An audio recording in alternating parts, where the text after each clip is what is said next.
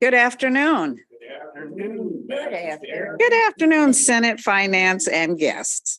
Today is Wednesday, March 8th, 2023, and we are the Senate Finance Committee. We have 7 bills before us today for consideration, and we'll consider them in the following order unless something changes. We'll start with Senate Bill 734, 793, 806, 784, 698, 844, and 682.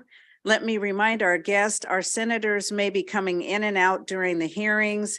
That is because they're likely presenting bills before another committee. So we mean no disrespect to you or your subject matter. If you see members leaving, they likely have responsibilities in another committee and will return as quickly as possible.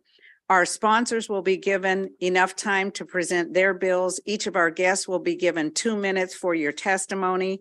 We ask that you be mindful of those 2 minutes. An alarm will sound at the end of your time so that you know that you should be wrapping it up. And if I could, colleagues, just introduce a guest that I have shadowing me today.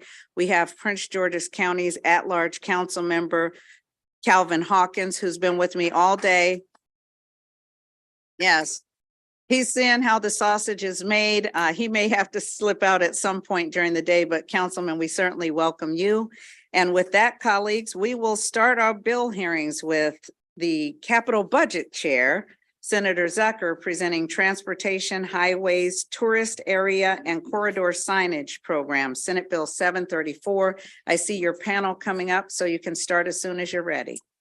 Thank you very much, Madam Chair. Colleagues, for the record, Senator Craig Zucker here in support of Senate Bill 734. I introduced this bill for 2 reasons. One is it gives me an opportunity to be in the Senate Finance Committee. Doesn't happen enough. And 2 is agriculture in our state is very important. And all around us, we're having competition with other states. And there currently exists a tourist area corridor signage program. And what this does is it takes it, right now we're operating, if you will, on the corridor signage program as a 1.0, and we really want to take it to 2.0 or beyond. People are driving our roads, driving through our state.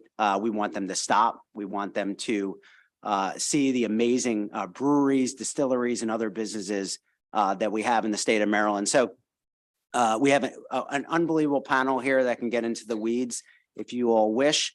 But this bill really does a number of things. First, what it does is it takes the acronym TAC, that's the Tourism Area Corridor Signage Program, and codifies it into law and creates a funding process for it. And it also it enhances the sign program, where we're continuing to highlight. I mean, I know in my district, we have some unbelievable farm breweries and wineries, and people sometimes know where it is, but we want to make sure that they know where it is. And that's just not a Montgomery County thing, that's a statewide thing. And that's really why I'm so pleased to be joined by this fantastic panel of breweries, distilleries, and other businesses that really reflect the entire state of Maryland. So with that, Madam Chair, I'd be happy to turn the remainder of my time over to the panel. Thank you, Madam Chair. Thank you. Thank you, Madam Chair, for this opportunity. And thank you, Senator Zucker, for your efforts as well. My name is Damon Callis, for the record, and I'm a Marine Corps veteran and a small business owner in Silver Spring. And today I brought to you my wife, Georgia, and my son, Stephen. And on the way to school today, I was sharing with my children what I was going to do today. And I said, Daddy's going to go ask the Senate to assist in putting a signage for our small business in Silver Spring. And their reply was simple. That's cool. And it is very cool. It is very cool because, you know, for 8 years, our small business in Silver Spring has thrived and has gone through some of the difficult times of COVID and such, and we've had to relocate. So this signage bill would have a huge impact, not only for my business and awareness of others that are coming through the state, but it'll have an overall, when I asked questions with others, business owners, they too felt the need and the desire to have their business highlighted through the agro-tourism signage called TAC, as the senator alluded to. This is a huge opportunity to capture a growing and need of tourism coming through the state of Maryland. I know that we are a little bit behind our colleagues and other states and such, but that doesn't need to be. If we could just get a little bit more funding for this program, clean it up, get the backlog settled and pushed through, I know that the impact will be felt tremendously. They would increase revenues, tax revenues, and more importantly, just a recognition of our business on a national scale as millions of people come through our counties through 495 and 95. So in closing, I ask you to provide a favorable vote on this particular bill, and more importantly, please drink some more Maryland wine. You want to go next? Sure. Okay. Hello, everyone. Good afternoon. My name is Monica Pierce. I'm the founder and sole owner of 10th Ward Distilling Company. Unofficial title is the boss lady in celebration of International Women's Day today. 10th Ward is a distillery that's been operating for 7 years out of Frederick. We are in the beautiful historic district, which I'm sure you all are familiar with. We have a production facility, a cocktail bar and tasting room, and private event space. We've created a number of jobs in the town, renovated old spaces, our historic building now, and support local agriculture in our town. But on top of that, we are in a big tourism area in the downtown area of Frederick. We're home to the most breweries, distilleries, and wineries in the state and per capita in the nation. So it's really important to us that our community members, the tourists, you fine folk in this room can easily find us when you're walking around downtown Frederick. I also mostly just want to keep it short and simple and echo that I support everything my colleagues are going to be testifying on today. And thank you for your time.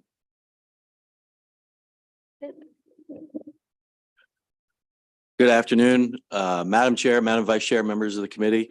My name is Brian Tracy, President of Sagamore Spirit and President of the Maryland Distillers Guild. The signage would be incredibly important to our industry as a whole, not only wineries, breweries, but all distilleries as well. And this is really about a collective sum and a huge opportunity here to build out a great economic opportunity throughout the state. We've seen what it's done for Kentucky. They have signs marking every single one of their distilleries, breweries, and wineries. And now they have a massive tourism boom going on there. They know that every visitor spends an average of 2.3 days in that state visiting distilleries and breweries. They're staying in hotels, they're eating at restaurants, and they're spending money. And so it'd be extremely helpful to have this. Also, according to the KDA, the Kentucky Distillers Association, the busier we can get, for every job we create 1.78 jobs outside the distillery. We're part of the Whiskey Rebellion Trail that extends from Pittsburgh all the way down into DC. And I say not just Sagamore, but I believe all distilleries in Maryland are part of this. And so really bringing awareness to this opportunity that these things exist here. Pennsylvania is doing it well. Virginia is doing it very well. We need to let people know that we're doing it as well. Outside Sagamore Spirit, we're right on 995. 42+ million cars a year drive down that highway and go through that tunnel. And nobody knows that these distilleries exist right in downtown Baltimore and throughout the state. So when they're coming to the Ravens games, Camden Yards, and they're looking for things to do, that there are these opportunities that help grow our businesses. And bringing that awareness will ultimately help grow our sales and allow us to move into new markets like Delaware, Pennsylvania, and Virginia. So I ask you, please, in support of this bill, be very, very helpful to the small businesses and an amazing opportunity for the industry as a whole. So thank you very much for your time. Good afternoon. My name is Ruth Toomey. I'm the Executive Director of the Maryland Tourism Coalition. MTC is the state trade association for all sectors of the tourism industry. As Executive Director of MTC, I also sit on the committee for the tax sign program. I'm here today on behalf of the Maryland Tourism Coalition, our members, and the approved applications that are still waiting in a file, and the counties that are still left out of the program, to ask you to support with amendments for the funding for the tourist area, I want to say TAC program. The tax sign program, while considered a wayfinding program by the State Highway Administration, it also acts as a marketing tool for the businesses who are approved through the program's application process. The Maryland Tourism Coalition, along with the Maryland Office of Tourism and the State Highway Administration, are the ones who are responsible for approving the applications. Currently, 3 counties have not even completed construction: Anne Arundel, Howard, and Baltimore County. 3 counties are placed on hold with a backlog of applications all the way back to 2016 because the program ran out of funding. Those are Somerset, Wacomico, and Worcester. I asked that before we use the proposed funding for new signs, we finish the construction for the signs and clear that backlog. With the role of the State Highway Administration, it is to get drivers through the state swiftly and safely, and the tax signs are a very important tool to navigating the state, especially in our rural areas where cell phone reception may be spotty. Again, the signage helps keep people off their phones while driving, and the signs, while not created to be a marketing tool, are just that. When you're driving down 70 and you see a sign for one of these attractions, a winery or brewery, you may not stop then, but you will stop on your way home or maybe on another trip. The sign program was created over 10 years ago, leaving those who are eligible for signage to a very short list as the breweries, distilleries, agritourism, and others that are not as popular as they are today. Other important sectors are not eligible for this program, such as live entertainment venues, such as the Lyric or the Hippodrome, do not qualify. We're also looking to change the requirements to the days and hours of operations that the businesses must be open to the fact that coming out of the pandemic, the loss of the workforce has forced businesses to change their operating models. I ask that you approve this bill. Thank you. We would have let you finish your That's sentence. fine. We're I'm so not used that- to we're getting not cut that off. rough It's all in here. good. We're not that rough. All right. I see the vice chair has a question. Yeah, do you know if 295 qualifies for this? Since is it? Does anybody know? Yeah, I mean, we're focused on both state and local roads. We're still working, and thank you, Madam Vice Chair, for that question, because we're going to be working very closely with the administration. I was talking to Chief Legislative Officer Lukey this morning just to figure out Yeah, the but balance. the only reason I'm saying that, I don't know who owns 295. Do you? Yeah, I mean, it would be, Is it the feds or? yeah, I mean, it's part of the state and federal road system, yeah. And And okay, and the reason I'm saying that, as my brother always says, when he's coming through 295 into the city and 95, he can't understand why they can't have a nice sign that says, "Welcome to Baltimore," so. yeah, I mean, I think there should be a beautiful sign saying, "Welcome to Baltimore," and visit like Sagamore and all that. No, and that's right. I mean, he said, I mean, they don't have a sign saying anything like "Welcome to Baltimore," and we want to Got it. try to make Baltimore a better place that it is. So, Noted. great, thank you. Thank you. Senator Hayes. I'll accept the vice chair's recommendation to give Baltimore more money. The city actually is responsible for maintaining 295 itself, get a small amount of money from the state, but State Highways doesn't monitor 295, nor does it monitor 83. But the question is, you had noted two cultural institutions in my district, both the Lyric and the Hippodrome. Why wouldn't why would they be excluded from this opportunity?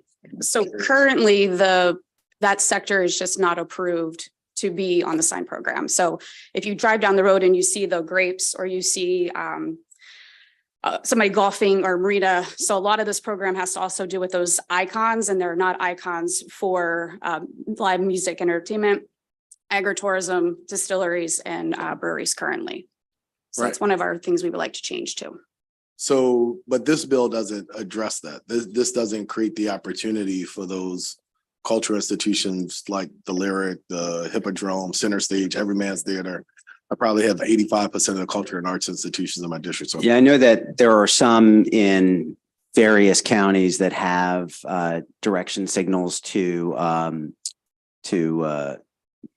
cultural arts facilities in various counties, but you know, we just want to, and I think when I started the testimony, I said we're trying to take it from 1.0 to 2.0. So, you know, we just want this program to thrive, and I trust the wisdom of the panel and the committee to figure out the best way to like move forward on these type of things. But the biggest thing is we want to make sure that people in Maryland and driving through Maryland know what's there and visit these great places. yeah, no, I appreciate that. These institutions were specifically named in is that Ruth's testimony? It was both in our oral and our written testimony. So as not being included. And so what I'm trying to gather, is it the suggestion that they be added as a part of it? Is that why you identify? I suggest, yes, along with the other ones Gotcha. that are here today, that it's not just the wineries, breweries, and distilleries that should be, I'm sorry, the breweries. Sorry, it shouldn't be just the distilleries and the breweries. There's other sectors of the tourism industry that are also being left out. But as I said, this program started so long ago that a lot of these sectors just were not as important as they are today. No, I appreciate, I just, that wasn't clear in the testimony. That's Got fine. Thank you. And Senator Hayes, that's really the purpose of this bill. Gotcha. Thank you so very much. Appreciate it, Madam Chair. Thank you. Senator Mounts. Thank you, Chair. This is these signs are phenomenal. They're very successful. And something that's come up in my experience has been situations where, funding is an issue. In many cases, there are individuals or entities that would fund their own sign. But for some reason, that's prohibited. And I didn't know if you had considered, having an option for, you'd have to control, where the signs are, stuff like that. It's still owned by the state, but if someone wanted to donate, to contribute, to help fund this, and in some of these areas, I know they would probably help with the funding. Has that been discussed or considered? Yeah, I think there are certain counties that have the opportunities for people to help toward the signs, but the thought is try to take a statewide approach and try to address this all at once, but I'll turn it over to the panel for any other. I'm going to support the bill. I don't want to torpedo it, but that was just something an idea that's come up. And when someone says, Johnny, why can't we just pay for our own sign? My answer is I really don't know, Thank you, Senator. Damon Callis, Urban Winery, also a board member of the Maryland Wine Association. And I took that role specifically to help address that specific question. And so, yes, there have been challenges over these 8 years in the communication with the State Highway Administration. The proposal to fund our own signage was met back with disapproval and denial. But it's an ongoing funding issue that has been the denial letters that I've been getting. And there are certain areas that have had these types of cultural areas highlighted. For example, in my district, the AFI Theater and the Fillmore and the Medical Museum that's there all has these state funded sides, but they seem to have gotten in and no others have been as well, like the breweries, distilleries and others. So there are signs that are directing them to those cultural centers, just not all of them yet. Yeah, well, I'm not talking about cultural centers. I'm referencing situations where there's a sign justified, but there isn't funding for the sign, but the entity wants to give the state the money. I don't want to go too far into too many details. Just a suggestion. You have my support. Thank you. Thank you, Senator. Thank you, Senator. Are there any additional questions for the sponsor or this panel? Seeing none, thank you very much for your testimony. We do have additional witnesses signed up in support of this bill.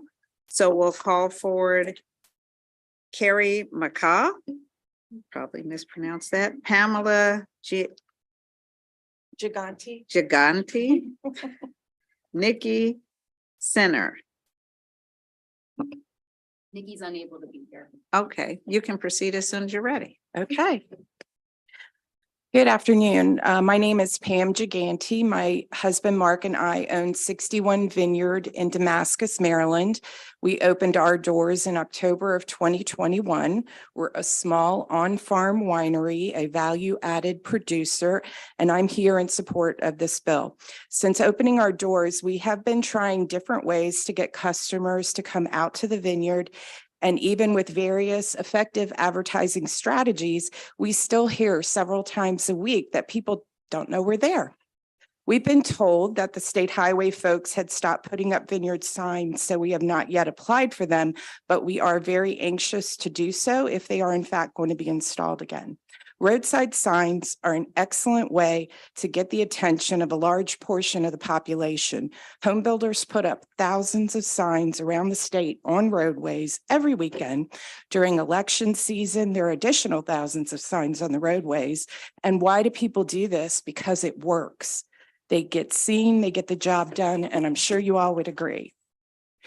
We know that half of our customers are local, but even they don't know we're there for a while. It takes them a while to find us, and they're our neighbors.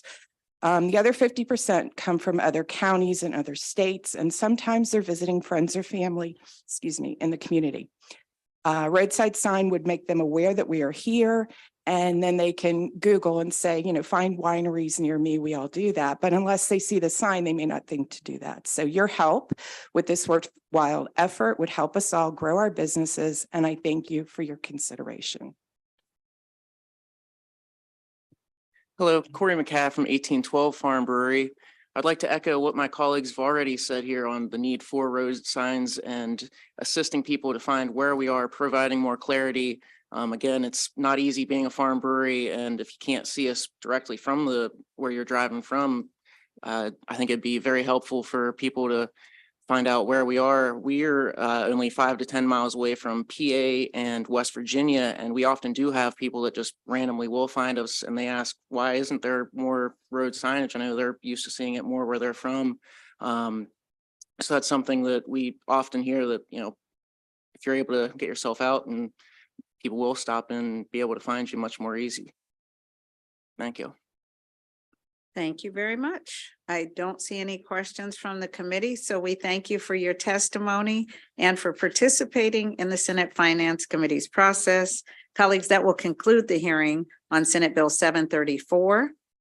We'll now turn to Senate Bill 793, which is Consumer Protection Motor Vehicle Glass Repair or Replacement. Senator West. Good afternoon, and if you have a panel, you can feel free to bring them forward with you. Thank you, Madam Chair. Let's, the panel, if you would please come forward. It is a pleasure to be with you for the last time this year. In fact, this is the last bill I will be presenting this year. So we finish with the climax. So we now move from the fascinating topic of beer and wine to the equally fascinating copy of automobile glass. And actually, the topic is somewhat interesting because the world of automotive glass has really changed. In the old days, if you had a rock that would hit your window and cause a crack, you would simply drive to the auto glass repair shop and they'd pop the old window out and pop a new window in, and you'd pay for it and you'd leave. And it'd be very quick and easy. Those days are gone. I just bought a new Subaru last fall, Subaru Crosstrek, and embedded in my glass are electronics, cameras, for example, other sensors. So if something goes, if one of my windows gets cracked, you can't just pop it out and pop a new one in. It has to be carefully calibrated because the window glass electronics are going to tell you, for example, whether there's a car on your left. In my case, the rear view window on the left side of my car, the driver's side, sort of flashes orange if there's a car on the left side of my car, telling me don't go left because you'll crash into the car and cause an accident. So if the glass is not properly calibrated, there would be no flashing light. And I might move left expecting that the light would flash if there were a problem, and I'd cause the accident. So it's really important that the glass when you got to replace the glass, it has to be properly calibrated. And that's what this bill is about. So, so when a windshield in a late model car requires repair or replacement, it's not like the old days. We need the key word in this whole bill is on the bottom of the second page, recalibration. The person who installs the glass has to be experienced, trained in how to properly calibrate the new window so that the electronics in the car work.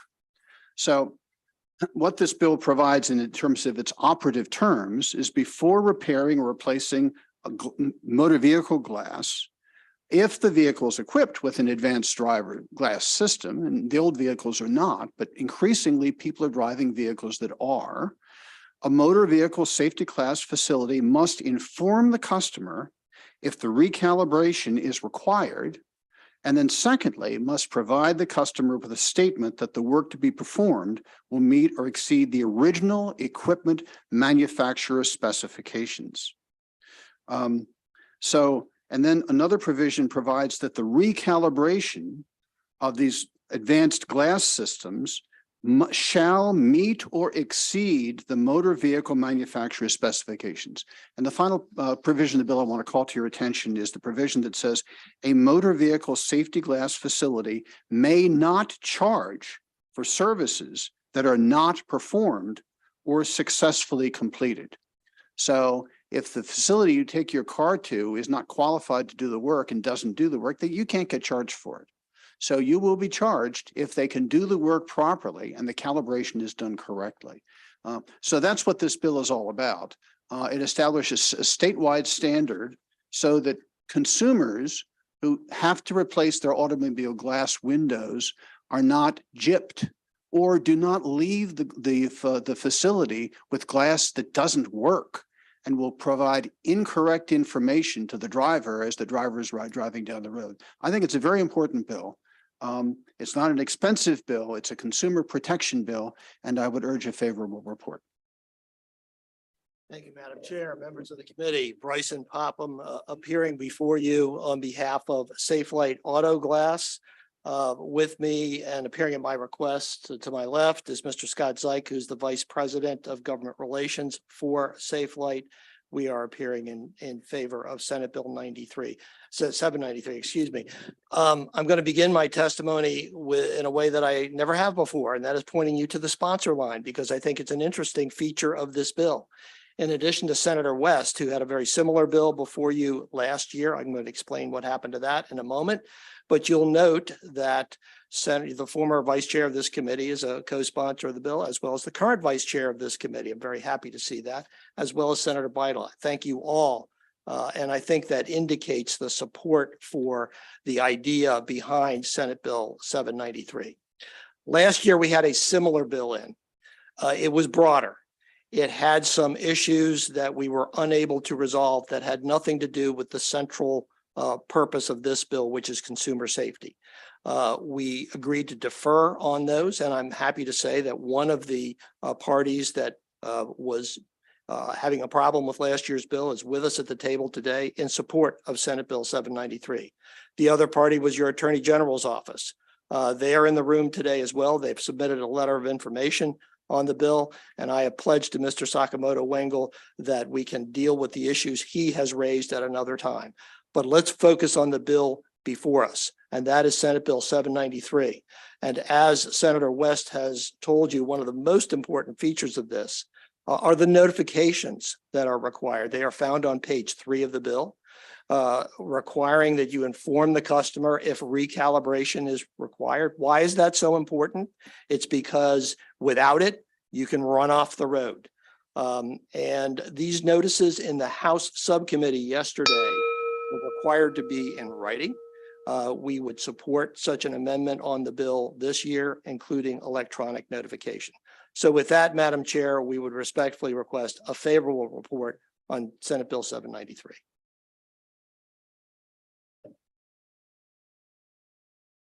Thank you, Chairperson Griffith. Members of the Senate Finance Committee, thank you for the opportunity to testify in support of SB 793. I'm Seth Mayman, Public Affairs Director of the Auto Glass Safety Council, or AGSC, a nonprofit safety organization dedicated to the safe repair and replacement of auto glass. AGSC developed the Automotive Glass Replacement Safety Standard, or GRESS standard, a voluntary industry safety standard in 1999. It's been updated 4 times, most recently last year. 2 years ago, the General Assembly enacted a bill sponsored by Senator West that created the Maryland Replacement Glass Safety Standard. The law required MVA to promulgate regulations that meet or exceed the GRESS standard, and those regulations became effective in March of last year. The language of the Maryland standard mirrored the language of the industry GRESS standard.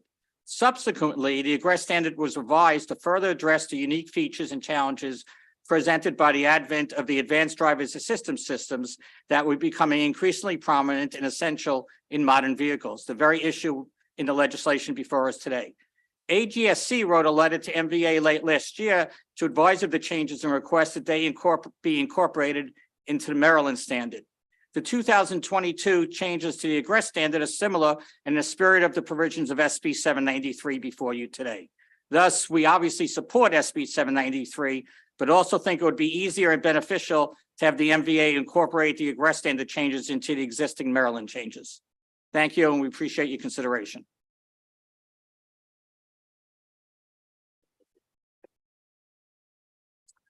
Madam Chair, Madam Vice Chair, honorable members of the committee, my name is Scott Zeig and I represent Safe Light Group out of Columbus, Ohio. We are the leader in vehicle glass repair, replacement, and recalibration services throughout the country, including the great state of Maryland. And we have a strong presence here. I have just 2 points to clarify on this bill for you all. Number one is that starting in 2022 of August and September, every vehicle coming off the assembly line will have an ADAS feature that will need to be recalibrated. So that's why this bill is so critical for consumer safety. What this bill does not do is it does not prohibit any glass shop from doing what they've been doing over the last 50 years, replacing glass. It just says, if I replace the glass, can I perform the recalibration services? If I did it perform? And it's simple. This does nothing other than provide safety to consumers.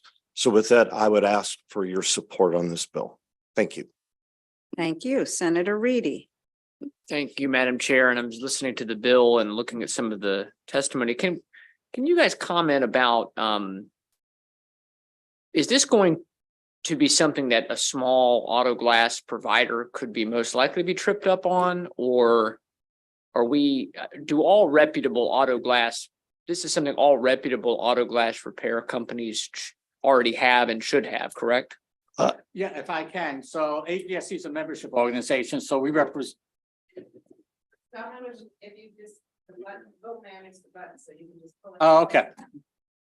My apologies.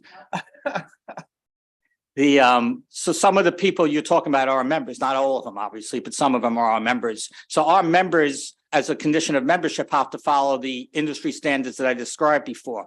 We also do independent third-party audits. So we know those folks are doing that. I can't swear to everybody else. Obviously, there could be some bad actors, but they should be. This bill doesn't tell anyone to do anything that our members aren't already doing. So we think it's fine. Auto glass shops need to be scanning for recalibration. As Mrs. Zeit said, as more and more cars come on the road that have these systems, and it's not just auto glass shops. I mean, frankly, everybody else who touches the car. I mean, there are sensors and cameras everywhere. So it's not just the auto glass. The same thing could be said for anybody who does tires and bodywork and everything else in the car. They all need to deal with recalibration. To get to the finer edge of your point about the small shops, many of the small shops who need to do this haven't been able to yet afford all the equipment, so they do the work and subcontract out the calibration. So the customer gets the car back. If they're doing it the right way, the customer gets the car back in a safe manner. I just want to be sure there's not something hidden here that would disadvantage a small one. As long as they're doing what they should be doing, I don't want them not. Right, and that was one of the problems we have with the draft of the bill last year, which has been changed. So they all should be doing what's in this bill. Thank you. And so, so is this a widespread problem? I mean, Bryson, maybe I can ask you, I mean, is this a widespread problem, or are we more trying to preempt? We are trying to preempt it. I have to compliment Senator West for taking the lead on this a couple of years ago. We saw this coming, and this is all about consumer notification. I call it a consumer safety bill, not just a consumer protection bill. It's about safety, because if these systems don't work, bad things happen. Okay, thank you. Thank you very much. Thank you. I do not see any additional questions from the committee, so thank you all very much for your testimony. Thank you very much. Thank you. And that concludes the hearing on Senate Bill 793. We'll now turn, colleagues, to Senate Bill 806, which is Maryland Health Benefit Exchange, Maryland Department of Health, Healthcare Coverage for Undocumented Immigrants Report. And instead of the sponsor you may have at your desk, we now have a new sponsor, the newest member of the Maryland Senate, first time in Senate Finance, I think, Senator Kelly. Good afternoon. Thank you so much. Thank you for welcoming me. I'm so excited to be back in Senate Finance, and I'm excited to see you here, Madam Chair. So this bill is really a simple bill. So I know everyone says that, but for real, this is just a reporting bill. There's another bill in this space that I'm sure you've already had a very long and extensive hearing on. I'm hoping we don't take up too much of your committee time today. You can read the reporting language. It's really specific, short and succinct. But basically, this is going to do a report. MDH and the Health Benefit Exchange will come together and do a report on the options for health coverage for the undocumented community. Why do we want to do this? Number one, it's a huge, huge, huge health equity issue. And number two, of course, there's the cost of uncompensated care to the state to deal with. Some of the statistics are really staggering. When I say it's a health equity issue, according to the Maryland Center on Economic Policy, and all of this testimony is written in your binder. I didn't want to bring panels and panels of people here, but you have all this written support. We have a 6 to 7% uninsured rate in the state of Maryland right now. That's 3% of white Marylanders, 5.6% of Black Marylanders, and a whopping 21% of the Latino community is uninsured right now. So this is a problem we really need to address. According to the Kaiser Family Foundation, as many as 46% of the 275,000 undocumented people in Maryland have no health coverage. Another way of looking at it is about 40% of our uncovered individuals in the state of Maryland are undocumented. So we need to figure out how we can address this. Other states are being kind of innovative. This is just a report. I'll repeat that, just a little report. And I have a number of stakeholders here. We just have one panel today, as I mentioned, so they'll explain to you why they're in support. You have a lot of written testimony from healthcare industry stakeholders who are interested in doing this. As everybody on this committee remembers, we did pass the Healthy Babies Act last year, which expanded Medicaid coverage to all pregnant individuals, regardless of their immigration status. This study is going to look at both what we might want to do if we wanted to cover everyone, what we might want to do if we had a more limited scope approach, such as children or seniors. It's not going to make any policy decisions, just a study. So with that, I will pass it off to my panel. Good afternoon, Madam Chair, Madam Vice Chair. My name is Brian Sims, Vice President of Quality and Equity at the Maryland Hospital Association. And on behalf of our 60 hospitals and health systems, we are here to support Senate Bill 806. Just for a little bit of background, we were proud to participate in the Maryland Health Benefits Exchange Health Equity Work Group. And a key recommendation from that work group was to continue the exploration and discussion of coverage options for individuals that are currently ineligible for coverage here in the state of Maryland. And when we look at data, and when we hospitals and health systems and providers around the state look at data for opportunities to improve the health outcomes and the health of the populations that we already serve, we're already serving a lot of these populations. It is abundantly clear, as Senator Kelly acknowledged, just the gaps and the disparities in health and outcomes for marginalized communities, particularly those who are undocumented. The Access to Care Act, which you all heard us in support of recently, takes one step towards closing that gap, that coverage gap that we talked about. This bill, Senate Bill 806, takes another step to identify in an intentional and planful way a way forward. And so for those reasons, we are in support of Senate Bill 806. Thank you. Good afternoon, Chair Griffith and members of the committee. My name is Dr. Michelle LaRue, and I'm the Director of Health and Human Services at CASA, Maryland's largest immigrant rights organization. We ask for the committee for a favorable report on Senate Bill 806. In 2021, the General Assembly received a report on costs, feasibility, and review of activities in other states to serve individuals ineligible for Medicaid as well as qualified health plans without APTC. The report noted that the largest population of unincarcerated individuals ineligible for Medicaid or QHP coverage are undocumented immigrants, but more information is needed. SB 806 represents an important milestone in our journey towards creating a resilient healthcare system for all, especially communities of color that have been disproportionately impacted by lack of care. The majority of immigrant families who enter our doors at CASA are undocumented and uninsured. We work tirelessly to ensure that the immigrant community is receiving the care they need. Sadly, our services are in very high demand because our community is entirely ineligible for coverage, and most must rely on overwhelmed community clinics for care. SB 806 seeks to gather information to help us better serve our uninsured residents by comparing options for offering affordable health coverage to state residents who are ineligible for the Maryland Assistance Program, Maryland's Children's Health Program, and qualified health plans through the Maryland Health Benefit Exchange due to the individual's immigration status. This study is a crucial step that can be done with existing resources in ensuring that we have the necessary data to inform how to continue reducing our uninsured rate and taking care of our communities in most need. This common sense bill aligns Maryland with its values of protecting our communities, bolstering public health, and treating all people with respect and care. CASA urges the committee to provide a favorable report on SB 806.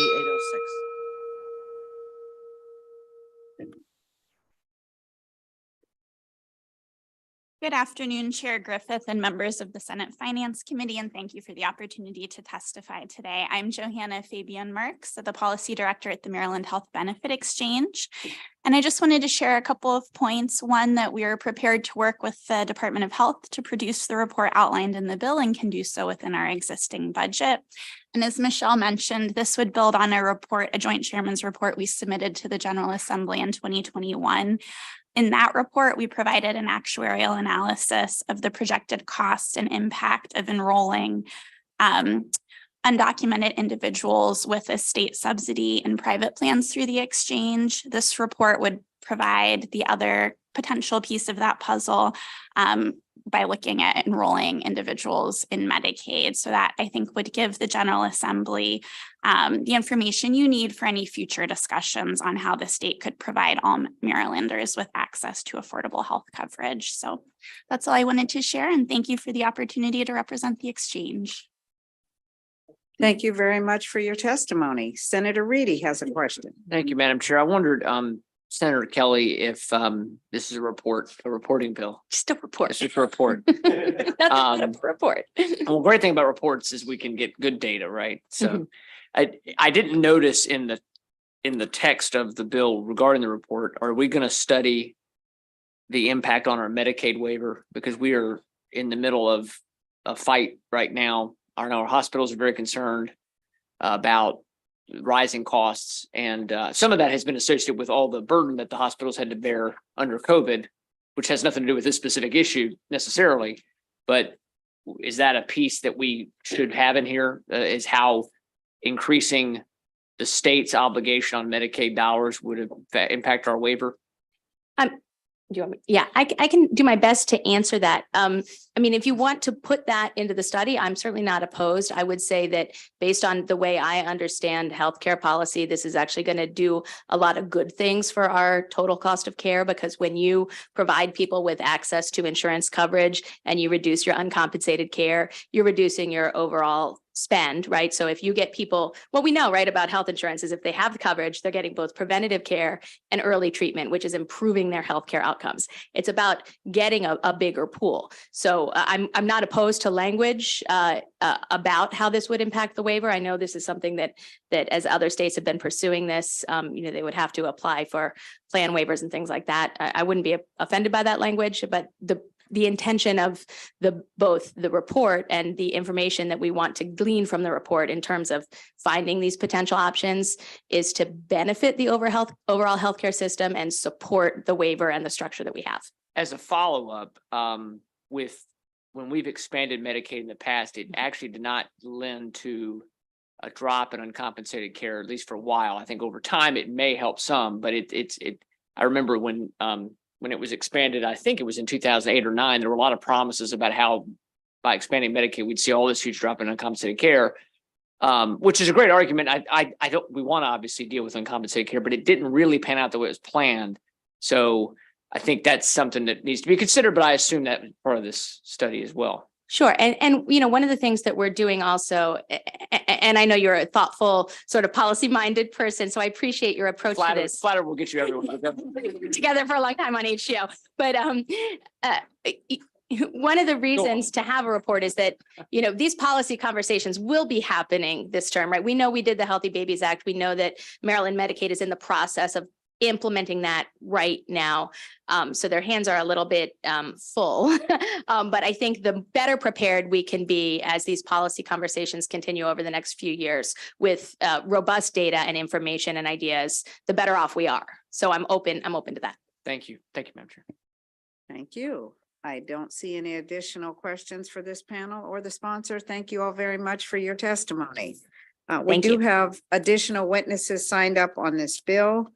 So we'll call Allison Taylor, who signed up in favor of the bill. She was unable to make it. Okay, then we'll go to Amelia Marcus. No. I think she was just coming in case someone else couldn't come. I think we're done. Well, then that concludes the hearing on Senate Bill 806. We'll now turn, colleagues, to Senate Bill 784, Health Insurance, Labor and Delivery Services, Cost Sharing Requirements. Senator Reedy, and you can feel free to bring your Yes. panel. I think Ms. McDonough is here, I think. Maybe not. Okay.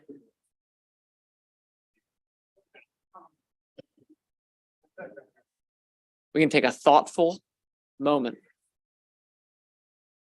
I could get started if she's able to join us, it's fine. I think there's written testimony from some folks as well, but Madam Chair, thank you so much. Chair Griffith, Vice Chair Klausmeyer, members, my colleagues here on the Finance Committee. It's great to be before you talking about an issue that I think we all care about as it relates to early childhood development and families.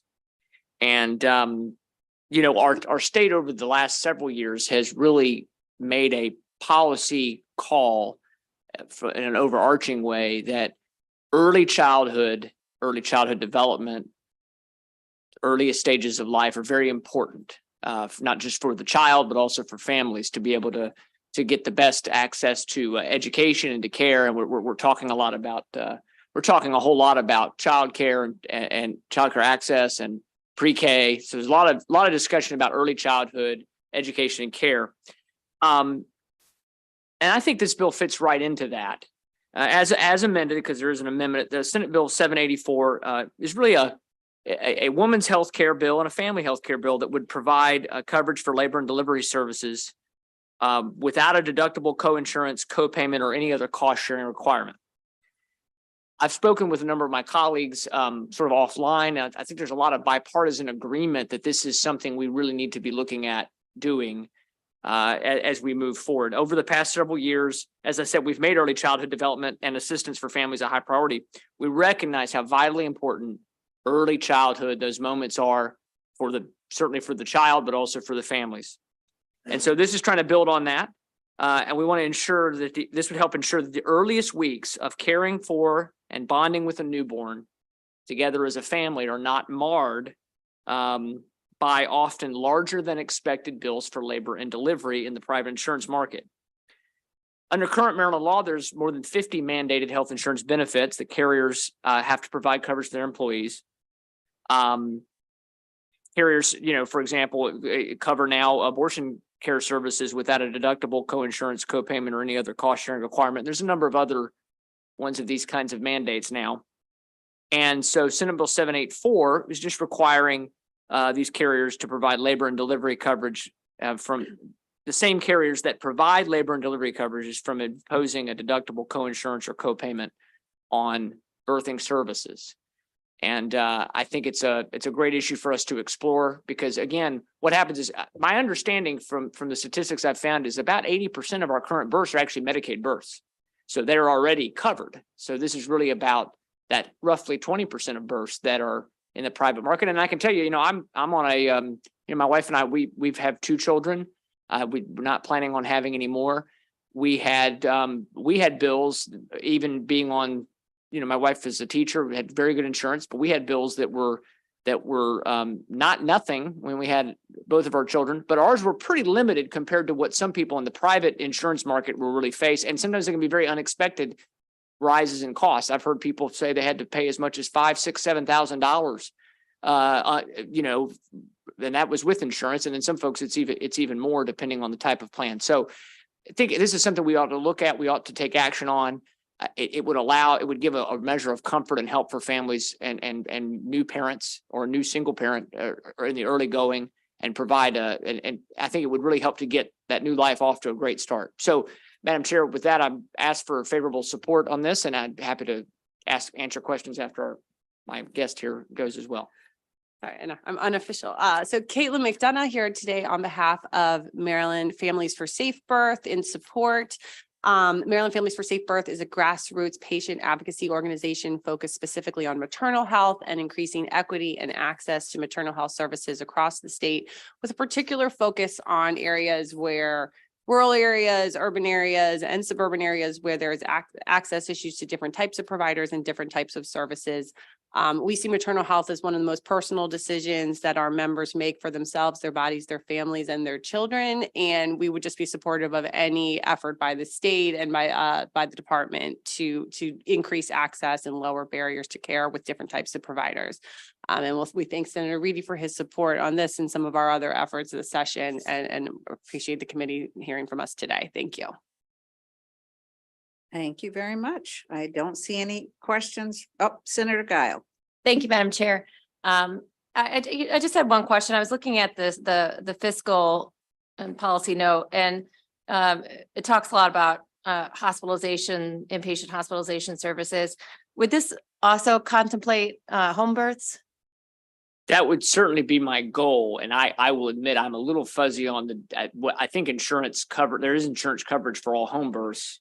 I don't know if there's any, that would be a great Caitlin McDonough question. Yeah. So generally my understanding is if it's within your scope and your license to provide whatever service, whether it be birth service or any other kind of health service under the ACA, the coverage is there's coverage parity across different types of providers and settings.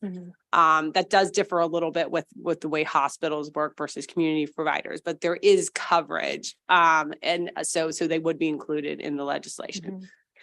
And I thank you for that.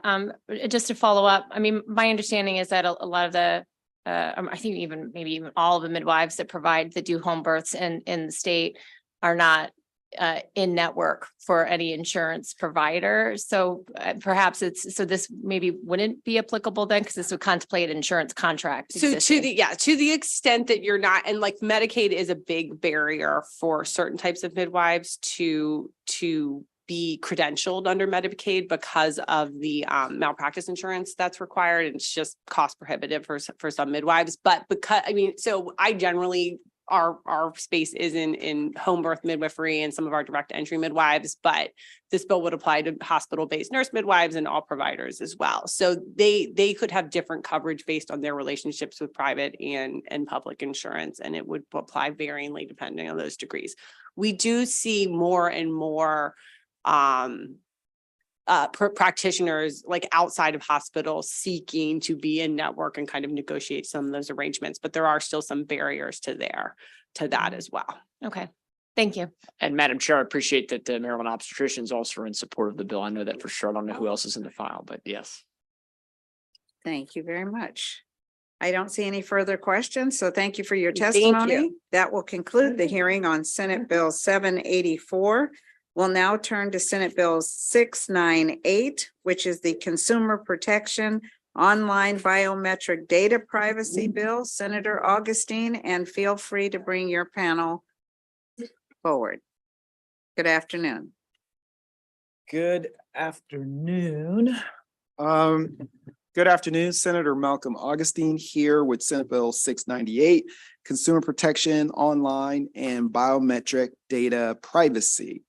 Colleagues, we've all experienced it. We will, be driving by a big box store or something like that. Next thing we know, we get an ad when we get home on our browser,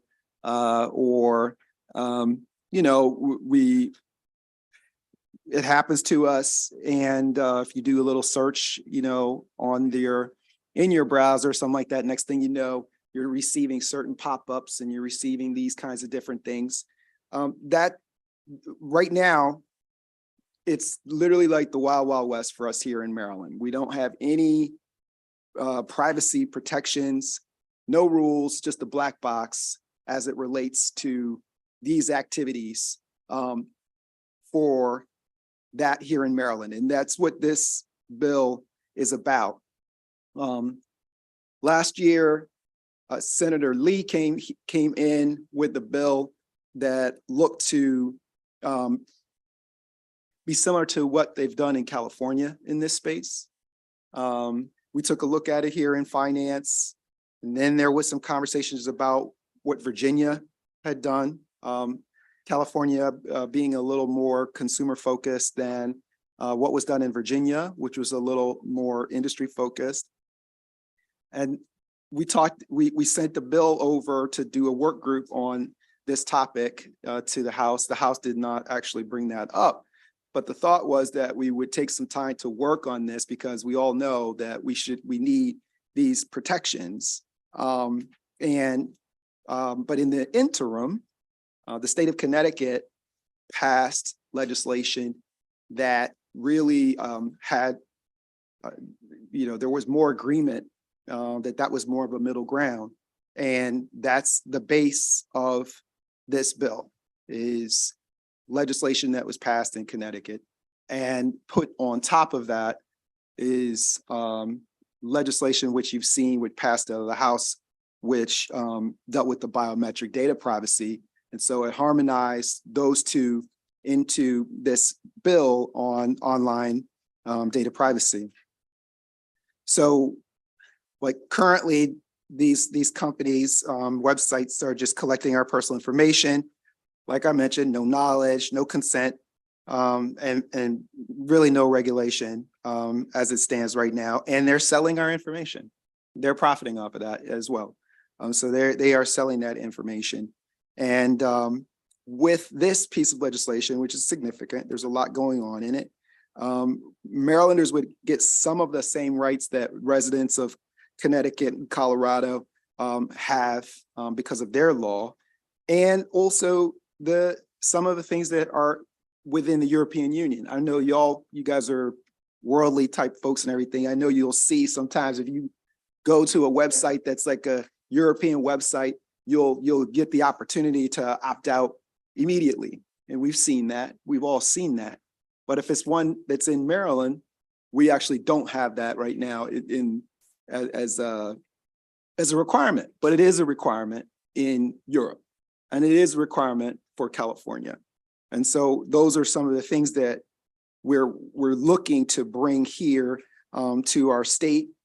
And it is a framework that really is more aligned with Connecticut and Colorado to ensure interoperability, because the reason that this is all happening at the state level is because there's just gridlock at the federal level. Everybody talks about a desire to have this taken care of in the federal level, but there's no one thinks that that's actually going to happen. And I'm sure you all can understand where there's not going to be an agreement. And so that's what brings us to have to do this at the state level. And so, as I mentioned, it's a pretty complicated bill, but there's some things in there that I want to just talk to you about just from an explanation standpoint of what they are. Just some of the terms. There's a term in there is called a controller, and a controller is a person that determines the purpose and means of processing personal data, either alone or jointly with others. And then so that's the controller. And then a processor is a person that processes, stores, or otherwise uses personal data on behalf of the controller.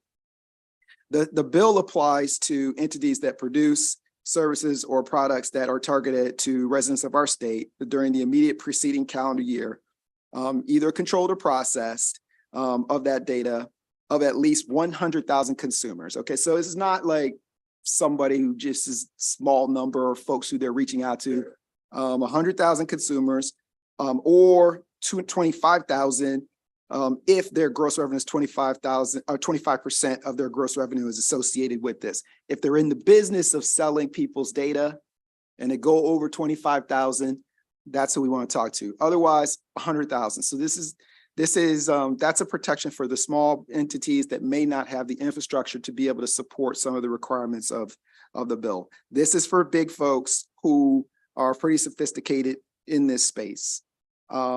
Those thresholds are the same as the thresholds for Connecticut, just so that you know. That's what they're tied into that. There are also other limitations as to who it applies to beyond the thresholds, because there are exemptions for people based on state and local agencies, courts, and certain types of business subject to related federal law. And so there's federal law, and if they have got federal law, we have exemptions for that if they have privacy connections to those things. In addition to some also exemptions associated with health and financial data, because we also know that there are some privacy matters that are associated already, privacy protections that are already associated with that. The bill also, it defines certain rights, okay? And that's really what this is about. And some of those rights are the personal information that is collected about them on the internet, that they have right to opt out. Like I said, you know, just like we have when you go to those websites that are coming from Europe, from the information that's being sold or shared, and they access to know what the personal information is that's being collected, and allow the consumer to make those informed decisions about that. And also a right to correct any inaccuracies in what was collected, and the right to delete the information that was collected. And then to be able to move that data as well. So the data portability. And so, and within the right to opt out, it's the ability to move away from some of that targeted advertising and the sale of that personal data and the profiling that has been occurring over time. And so then the controller, though, there are certain requirements that the controller, the person who is really working with this data, requirements that this bill puts on them. It requires them to have a secure and reliable method for those consumer rights to actually be executed. So they got to make it so that you can do it. Similar to, like we said, the most easy one to see is that pop-up that says, you know, you're opting in to your data being collected. It requires a controller to notify consumers if specified manner for controller chooses not to take action on a request. So again, these are just making sure that we, you know, that they're going to act in the best interest of the consumers, and that the consumers will be able to get free of charge information about themselves, requests that they may make with some limitations, of course, but that they process may use to appeal a controller's decision if they decide that they don't want to share that information. They have to do this in a transparent way and with purpose, so the consumers know what's going on. They have to minimize limit the collection of personal data to just what they are trying to do, not to exceed that, and avoid secondary use that might occur.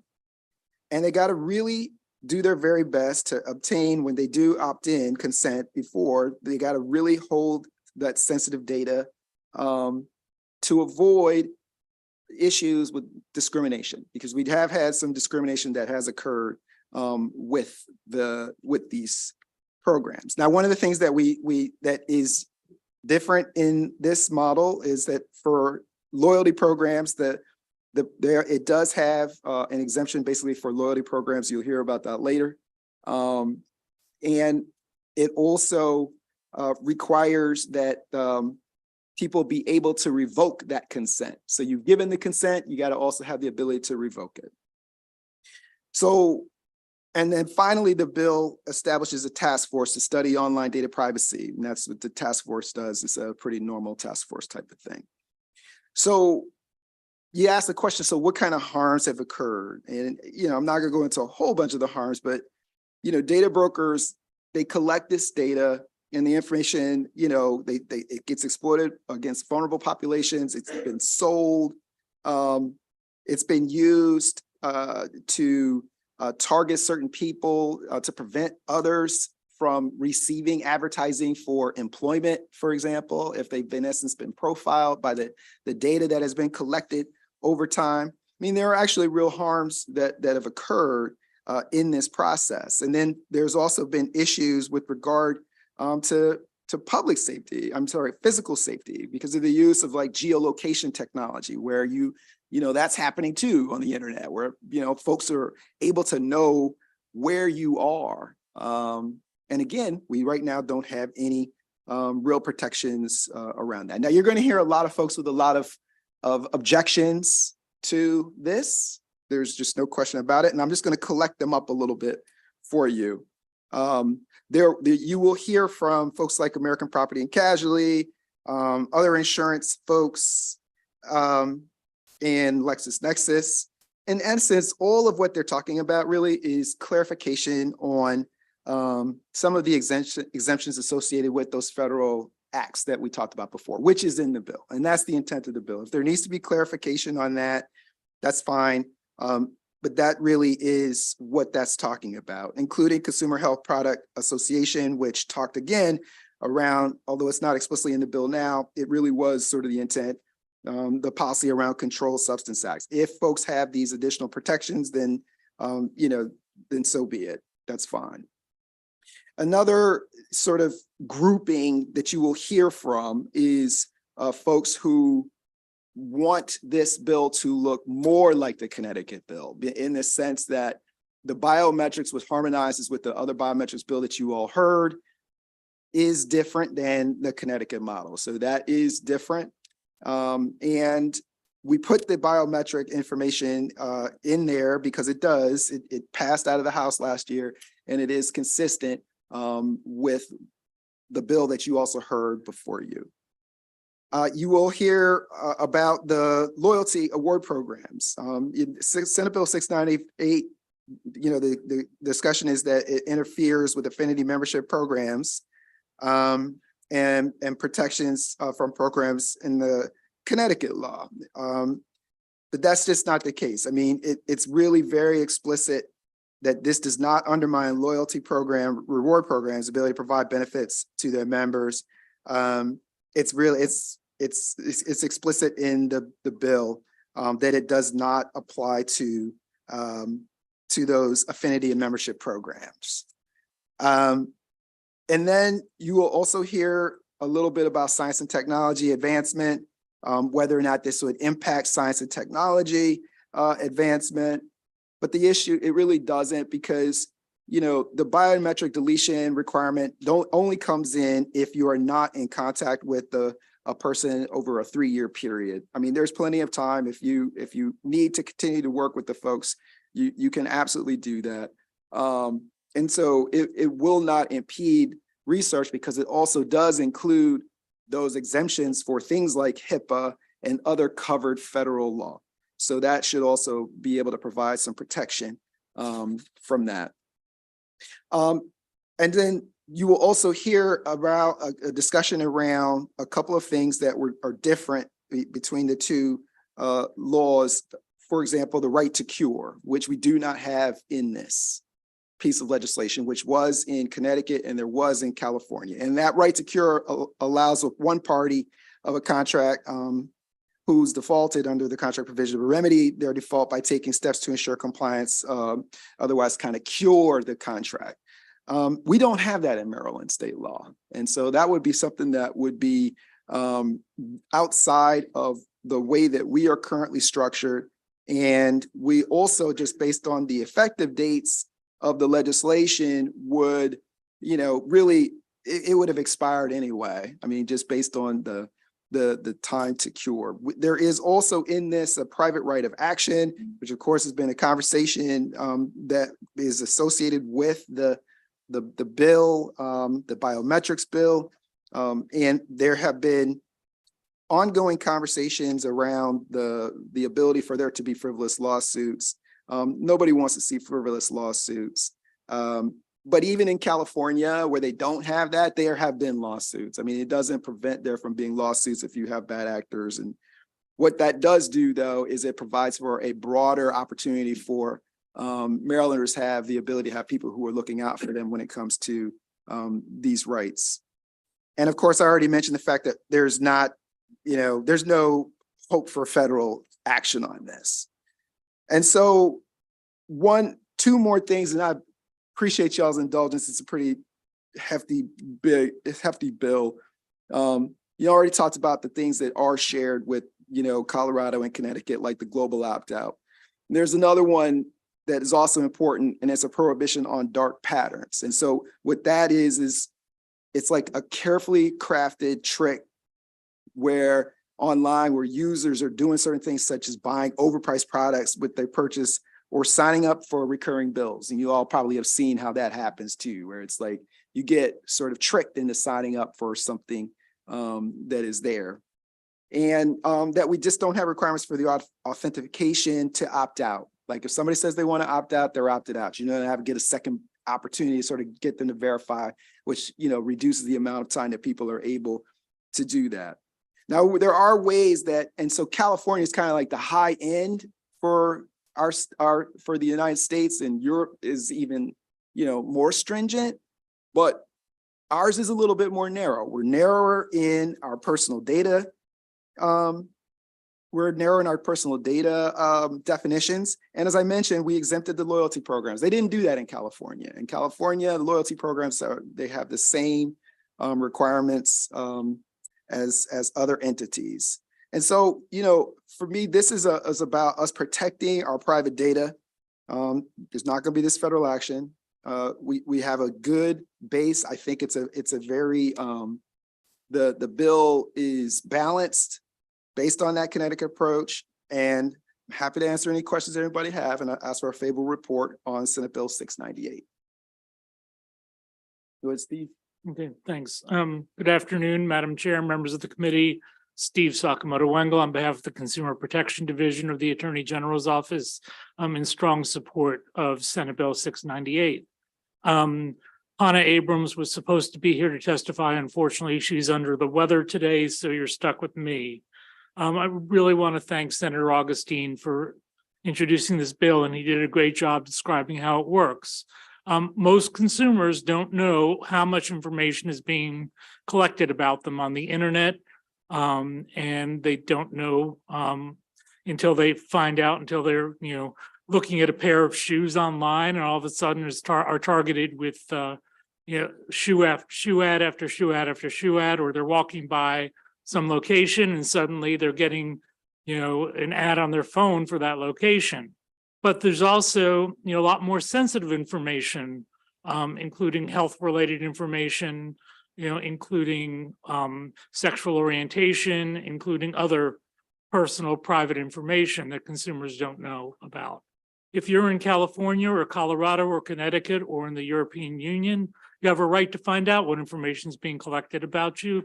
You have the right to opt out of having that information sold or shared. And that's the right that we're trying to give Maryland consumers as well. Just want to address some of the issues. The private right of action was mentioned. First off, the private right of action in the bill is very limited to the sale of biometric information. But in Maryland, unlike other states, in order to collect under the private right of action, you have to be able to show actual damages, which is not required in many other states. It's also a very high standard to meet in a privacy action. And so we would hope that the private right of action would stay in the bill. And Senator Augustine addressed most of the other things that I was going to address as well, but happy to take questions afterward. Thank you.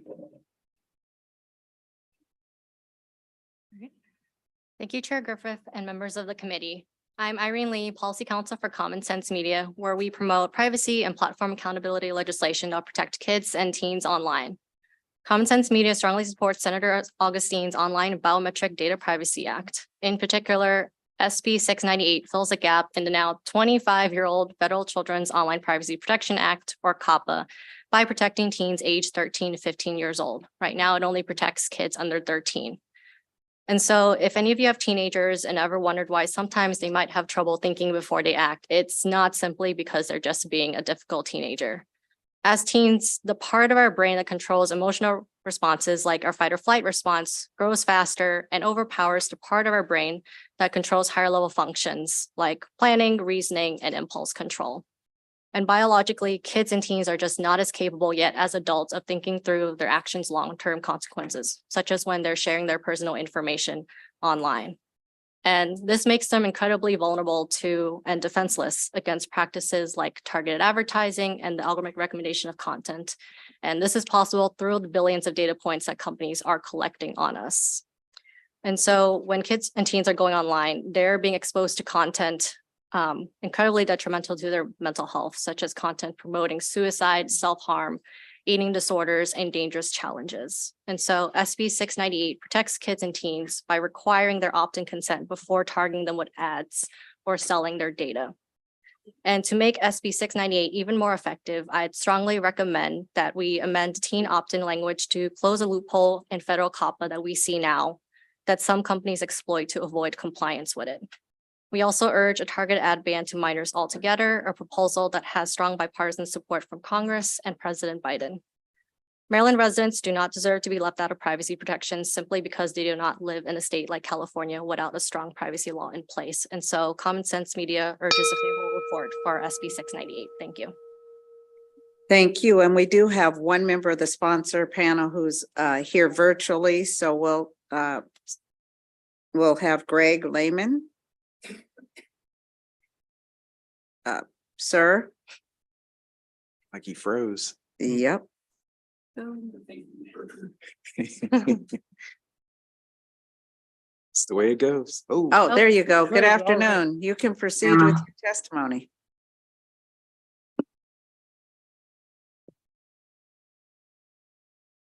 We're ready for your testimony. Sir? Oh, thank you. So, am I live just to do a mic check? You can proceed. Yes. Madam Chair, members of the committee, thank you for the opportunity to testify. I'm Greg Von Lehman, staff to the Maryland Cybersecurity Council, a statutory body chaired by Attorney General Brown. So last summer, the council formed an ad hoc subcommittee on consumer and child privacy. I staffed the subcommittee and produced the final subcommittee report. I've been approved by OAG in my staff role to urge favorable consideration of the bill due to the research I conducted for my report. First, so I'll make two broad points about the bill. First, the bill addresses a growing problem. That problem is the enhanced exposure to harm that consumers face as a result of the expansive commercial collection of sensitive personal information. This data collection is persistent, outside of our awareness, increasingly comprehensive, and unavoidable. There are various types of risk that such detailed profiles present. All too common data breaches and the harms that flow from breaches are just one example. These risks will dramatically increase with a wider collection of consumer biometric data. Second, considering these risks, the question then becomes what tools can be given to consumers to help them manage their exposure. The bill answers this question by incorporating widely accepted privacy principles, and I'll highlight just two. Data minimization is one, the right to reasonable limits on the personal data that companies collect and retain, and also the right to access and correct personal data, to delete information entirely, and to opt out of the sale, trade, or sharing of information. So the bill is about risk management, giving consumers the tools that will help them manage the risk that comes with extensive data collection by companies about them. I urge a favorable report. Thank you. Thank you. Senator Guile has a question for the sponsor or panel. Yeah, thank you, Madam Chair. And I know, Senator, you and I have already spoken about this very important topic. So, and Mr. Sakamoto Wangle as well. I do have a question for Mr. Sakamoto Wangle. I know that it's been raised whether it may be more appropriate instead of having the private the right of private cause of action versus having the Attorney General solely being responsible for investigating such breaches of privacy. And I wanted to, I guess, get your thoughts on whether it would be, if we, maybe got rid of the private cause of action versus having it just be solely enforced by the Attorney General's office. Thank you, Senator. Unfortunately, the resources of the Attorney General's office are limited. So if we were to be able to bring an action which involves, investigating the action, prosecuting the action, we would only be able to maybe bring one or at most two cases a year. Because we have a whole bunch of other things under our jurisdiction that we also are responsible for enforcing. So the private right of action serves as a supplement to our enforcement actions. And once again, like I said, there are safeguards in the private right of action, such as having to be able to prove actual damages. If there's a frivolous lawsuit that's brought, the party can get attorney's fees, the party that was sued, but through a frivolous action. So that's another deterrent to people bringing, frivolous lawsuits. Some states like California has an entire agency dedicated to privacy. Connecticut has a privacy section in its Attorney General's office. We just have one person at this point who is able to work on privacy litigation. Okay, so just one person in a division, I guess. Correct. Okay. Okay, yeah, I guess we've heard recently about some of the financial resources issues that the Attorney General's office has happened. We also heard that the Attorney General does want to expand the scope of some subject matters that they're handling, right? Correct. Yeah, okay. And then my other question is, I guess, actual damages and being able to establish that in the lawsuit. I guess, could you speak a little bit about how the sufficiency of pleadings, because I mean, we know that the sufficiency of pleadings and filing a lawsuit is fairly low in Maryland. You only have to give sufficient information to establish your entitlement to relief. It could be a fairly plain statement of that. And I'm just wondering, I mean, it's not as if you necessarily have to, when filing a complaint, have to prove actual damages. You just say, some short statement of your damages. So I'm wondering what your thoughts are on how you go about pleading that in these kind of lawsuits.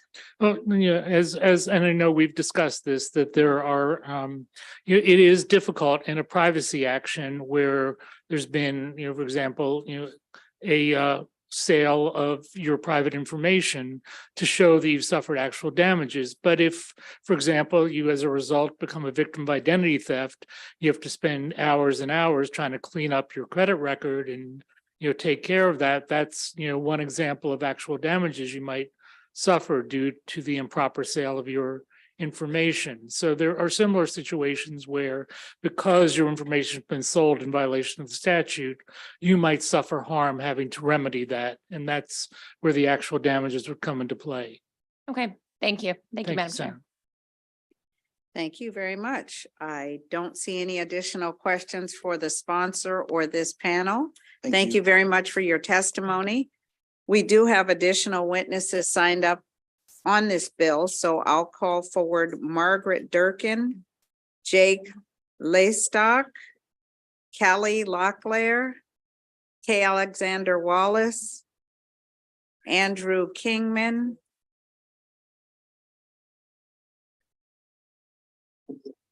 and Davion Percy. I'm using all the chairs. Good afternoon. And this panel is signed up in opposition to the bill. As soon as you're ready, you can proceed with your testimony. Hi, good afternoon, Madam Chair, Madam Vice Chair, members of the committee.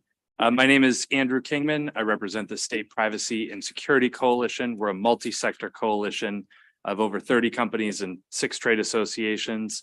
I also have a background as a privacy compliance attorney, helping companies navigate various state privacy laws. I've worked on the Maryland privacy and cybersecurity issues for many years, presented to the subcommittee, worked on the data breach statute, and I appear today urging an unfavorable report on HB 698, but with the hope that it can be amended in a way that we can remove our opposition. As the sponsor mentioned, this bill does have the underlying bones of the Connecticut framework, and if the bill were amended to match the Connecticut framework, we would remove our opposition. We oppose this bill because it includes provisions based on the outdated Illinois biometrics law that was passed less than a year after the invention of the smartphone, and that has not been replicated in a single other state in the 15 years since. It has a private right of action that has bipartisan legislation looking to amend it. And the state Supreme Court in Illinois recently asked the legislature to go back and work on the damages piece because it has been so abused. By contrast, Connecticut was the 4th state to enact a comprehensive privacy law because it achieves an appropriate balance of strong privacy protections for consumers, but with operationally workable provisions. Connecticut, actually, I would argue, is a stronger law than the California law. It has stronger protection, opt-in protections with regard to biometrics, health data, precise geolocation data, and children's data, a greater number of consumer rights. It has data protection assessment requirements and strong contractual requirements for entities that handle personal data. Be happy to discuss those more if you have any questions. Thank you, and I hope the bill can be amended in a way that will allow us to support it. Thank you. Good afternoon, Madam Chair, Vice Chair, respective members of the committee. Excuse me. Davion Percy with Percy Public Affairs, here on behalf of the Consumer Healthcare Products Association. CHPA had originally signed up to testify, but due to scheduling conflicts, my client wasn't able to be here today. Currently, we're opposed to the bill as written. We did submit written testimony outlining our specific concerns to the bill. Just to give you some background, the Consumer Healthcare Products Association is a national trade association for the manufacturers of over-the-counter medications, dietary supplements, and consumer medical devices. We're not opposed to the overall premise of the bill. We certainly understand the need for data privacy protections. Our problem with the legislation is that it doesn't account for information collected under the the Controlled Substances Act. By not doing so, the bill conflicts with responsibilities associated with existing law, which establishes policies regulating the manufacturing, distribution, and use of regulated substances. Entities that engage in these transactions of the listed chemicals, like pharmacies, must collect and keep private records for these transactions. So the amendment that we submitted to avoid conflict with federal law would do just that. And I do want to thank Senator Augustine for mentioning that he is working with us. So, we really appreciate him being able to work with us on this bill. And much like my colleague here on the panel, I hope to have my client withdraw its opposition if we're able to get the amendment added to the bill. So thank you. And that concludes my testimony. Thank you, Ms. Percy. Good afternoon, Madam Chair. It's always good to see you, Madam Vice Chair, members of the committee. Kay Alexander Wallace here on behalf of the Security Industry Association, headquartered in Silver Spring, Maryland, representing over 1,300 security implementers, developers, and suppliers of technology, including biometric services and solutions. We deeply believe that privacy is important to the delivery and operation of many safety and security enhancing applications of technology. And our members are committed to protecting biometric personal data. But we are concerned that this bill as introduced is the wrong approach to protecting data privacy, as it would import an outdated and problematic model from Illinois that was previously mentioned when President Bush was still the president of the United States. Creating an uncertain, duplicative, and over-restrictive regulation that would negatively impact consumers and small businesses in Maryland. No other state has adopted similar legislation like this 15-year-old model. And we believe that safeguarding biometric information is important, but it should be done in a way that both protects Marylanders and allows for the development and use of advanced technologies that benefit them. Just one example of those would be the allowing of businesses to require biometric identity verification to access accounts or services over less secure alternatives. Now, if this committee does decide to move forward with this bill, there are some key changes that are critical for preventing negative impacts on Maryland businesses and consumers, including a BIPA-style carve-out for biometric data in this bill, which should be treated just like personal data, only damages the integrity and intent of a broad consumer data privacy bill like Connecticut. We respectfully urge you not to approve this bill as is currently written. Thank you so much. Good afternoon, Madam Chair and honorable members of the committee. For the record, Kaylee Locklear here on behalf of the Maryland Retailers Association, respectfully in opposition to this bill. So the language in section 14-4507 on page 25 and 26, so this is G1 and G2, is problematic and needs to be amended. There is additional language that was added into this section that is not found in any other state, and it is in direct opposition to Maryland consumers' specific and prior voluntary opt-in choices. And so here are the problems that that additional language presents. Consumers would not expect that a privacy promoting web browser or other technology designed with signals that opt them out of targeted ads or data sales would also then opt them out of their loyalty program that they already voluntarily opted into.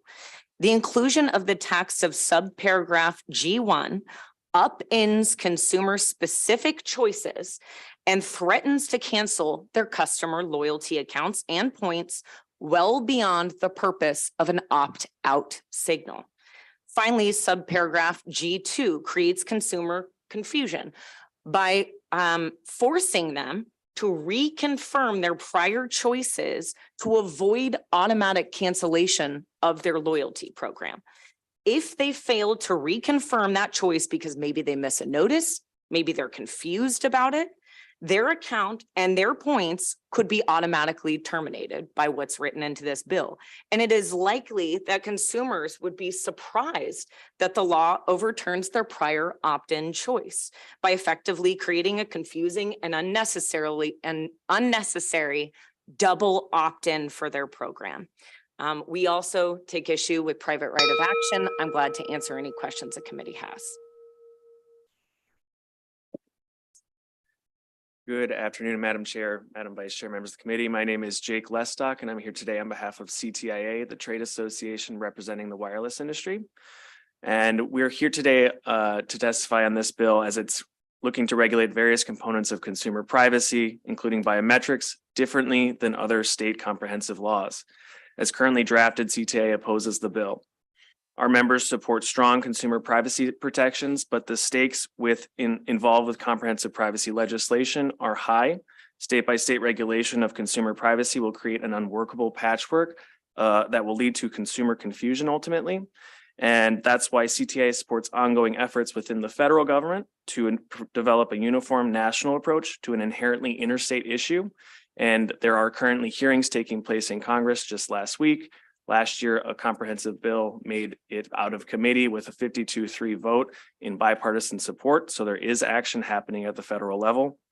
But while federal consumer privacy law is ultimately the only way to ensure consumers' privacy is protected, CTIA understands that without federal action, the states will continue to fill the void. Deviating from clearly defined definitions, obligations, and privacy protections could have serious consequences for consumers, innovation, and competition in Maryland. And that's why we appreciate that this bill largely aligns with the Connecticut consumer privacy law that was enacted last year.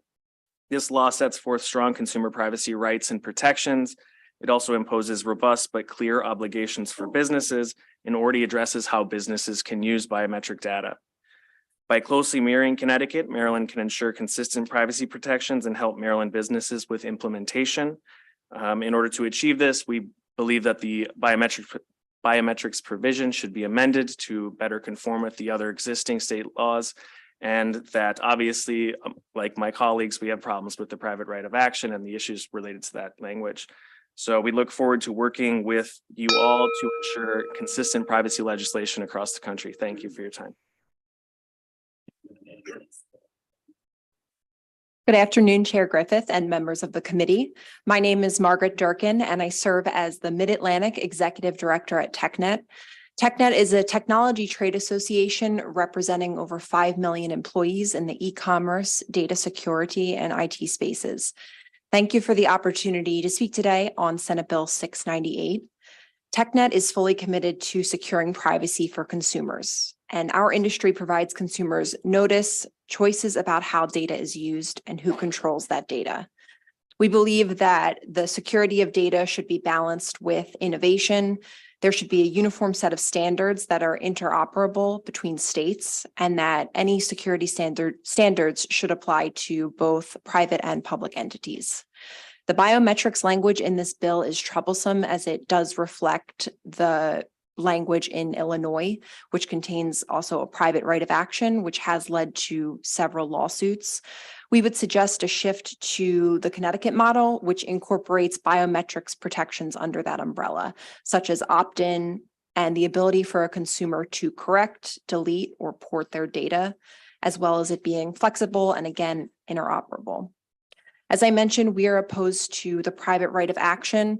Our member companies would prefer to focus their time and resources on consumer privacy and securing data as opposed to dealing with frivolous lawsuits. And we believe that the AG should have exclusive authority when dealing with these matters. Again, we want to avoid a patchwork of state laws and would suggest that the committee look to the Connecticut model. And for these reasons, TechNet is currently opposed to the bill, and I'm happy to take any questions. Thank you. Thank you all for your testimony. Senator Kramer, followed by Senator Reedy. Thank you, Madam Chair. To the lady from TechNet, first thing I would say is that I noticed there's this common theme among the industry in support of the Connecticut law. That, for me, is an immediate red flag. When industry is supporting a state law, chances are it's because the industry had their fingerprints all over that state law and probably rendered the bill meaningless. And now that becomes the standard that the industry will come into every state and say, look, here is the shining star, Connecticut now. I think last year, I don't recall whether it was Connecticut or a different state that you all came in and pointed to as being the shining star. And I recall when I read what that law did, it was easy to quickly glean that it did little to nothing. And that's why the industry was pointing to that state. I note that you indicated Illinois is problematic and that you don't want a patchwork of state laws. Where did we leave off? If I recall correctly, wasn't California at some point the target of the industry's animosity, that you wanted anything but California? Where's California right now? Don't they have legislation in this arena? I can't speak for California as that is not in my region at this time, but I can get back to you on that. All right. I'm happy to respond. Mr. Please do. Thank Senator. you. So first of all, the legislation in Connecticut just inaccurately was, as you characterized it, it actually was the product of a work group with consumer groups. Consumer Reports supported that legislation when it came out. So it was not something that was, You're not convincing me. It's suspect, but please, my question was California. Okay. Again, it was a work group with over, I think, 20 stakeholders. California was? No, California. Then why are you not speaking to the California bill, sir, which is what I asked? Well, your first question was about Connecticut, and I think it's important to be accurate about how that bill No, was my passed. commentary to the lady was about Connecticut. I'm more than happy to talk You, about sir, California. you, California. sir, pause. You, sir, volunteered that you would provide information about California. I have yet to hear that. Sure. California was the product of, it was passed in a single day. It has been amended 9 times. It was then further substantively amended by a ballot initiative. And there have been over 150 pages of regulations that go along with that bill. Having said that, it does not have a private right of action, just like every other single comprehensive privacy law in the country. We believe that Connecticut is a better model because it does not have a private right of action. It does have significant privacy controls, as we have consistently said here, and that is the balance. There are significant burdens on businesses to document privacy risks and mitigate them. There are significant consumer rights in the bill. Okay, going back to California, sir.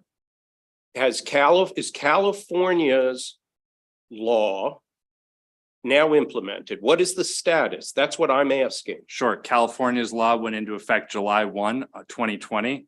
It's then been amended. Okay, I heard all of that. I understand. I'm explaining because it's complicated, which is one of the You reasons don't we need to don't think it's repeat. the I model. processed what you said the Okay, first time. great. Don't repeat it. It was a ballot initiative that is going into effect in July 1 of this year. There are an additional 100 pages of regulations. And do you support, does the industry now support the ballot initiative, all of the regulations, and I heard all of the caveats. Does the industry now, with all of that support, California? Yeah, we don't believe it's the best model for states to follow. You do not? No. But if you did not want to create a patchwork, why wouldn't you say, hey, California went through all of these machinations, Sure. They have now stuck the landing, got it all worked out. We don't want a patchwork, so follow California. Sure. Well, part Other of my than, point other is, than the private Sure. right of action. Why part not? of my point is that they haven't landed the plane yet because it's not finalized. There are still regulations that are being implemented and still regulations to be drafted. So it's not actually been finalized yet.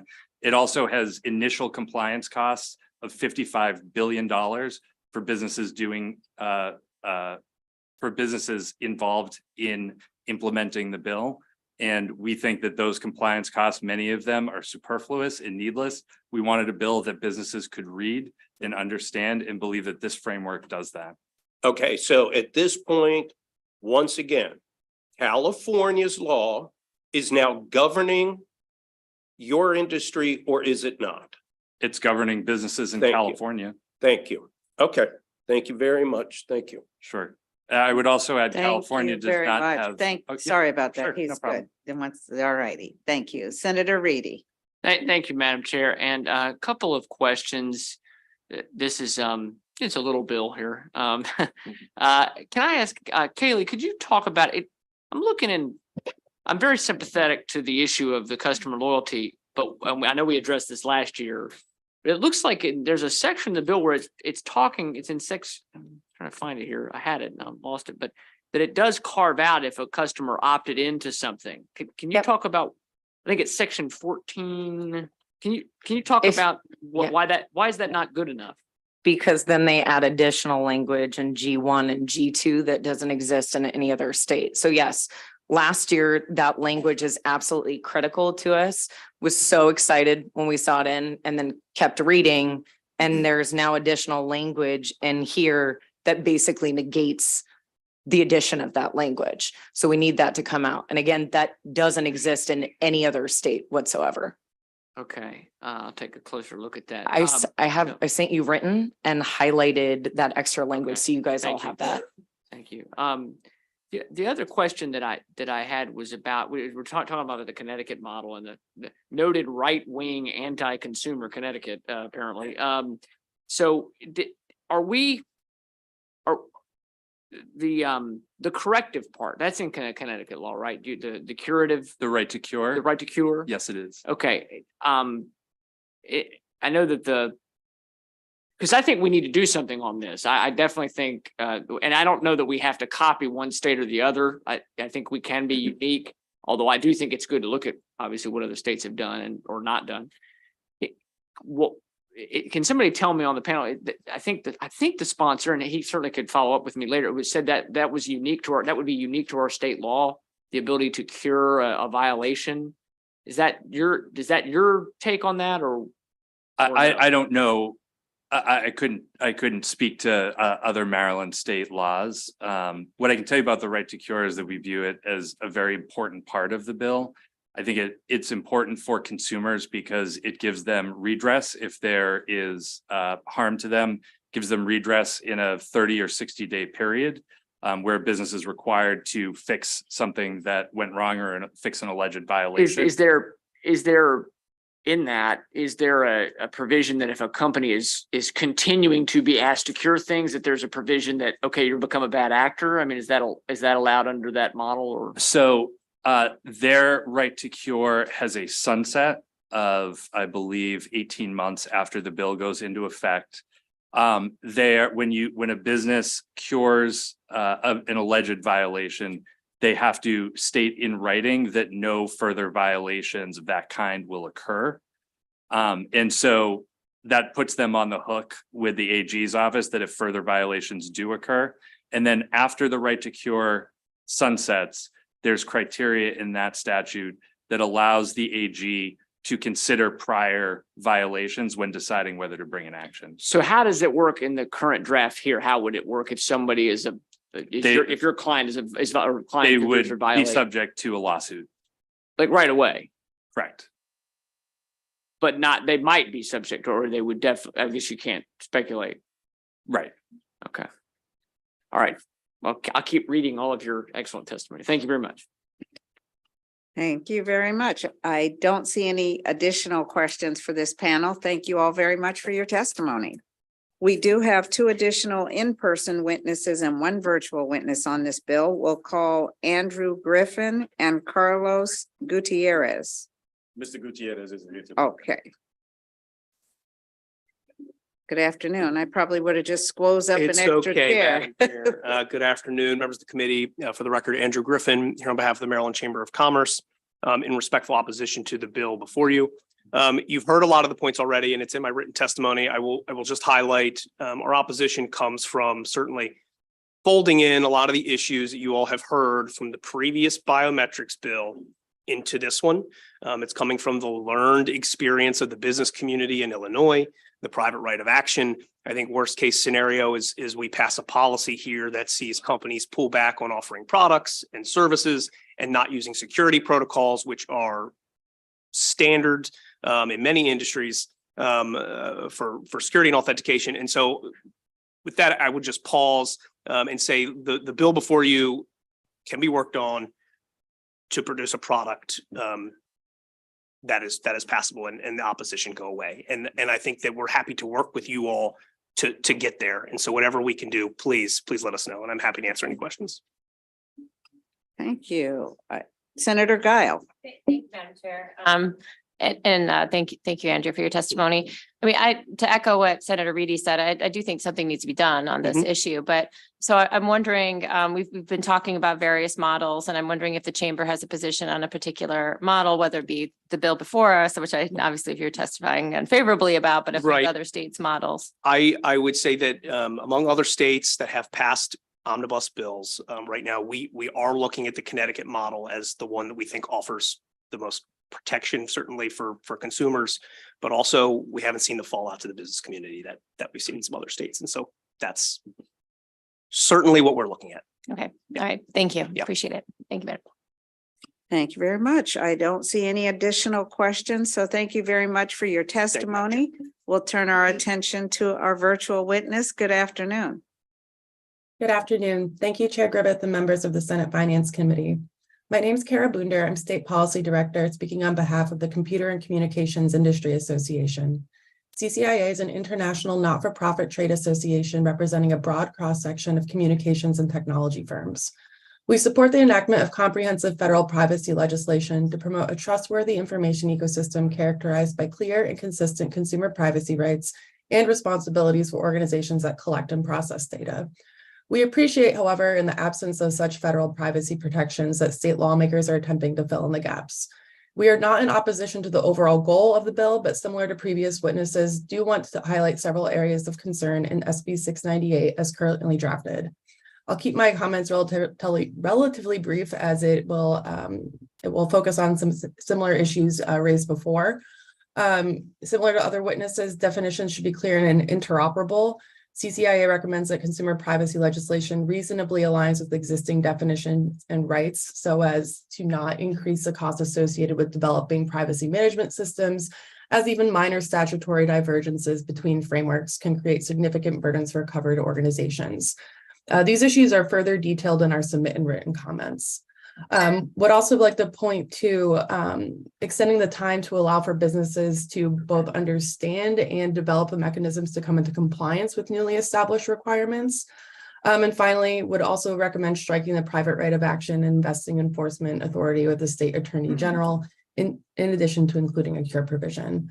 Thank you for the chance to speak today, and I welcome any questions. Thank you very much for your testimony. There are no questions from the committee, and you are our last witness on this bill. So that will conclude the hearing on Senate Bill 698. Have a good afternoon. Thank you. Thank you. Colleagues will now turn to Senate Bill 844, which is Consumer Protection, Online Products and Services, Children's Data. And this is Senator Kramer's bill. If you have a panel, Senator, please feel free to bring them forward. Thank you.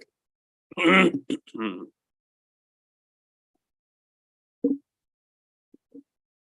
on down, panel.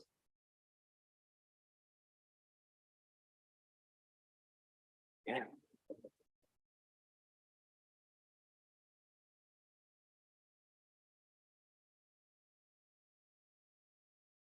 All righty then. Good afternoon, Madam Chair, Madam Vice Chair, members of the committee.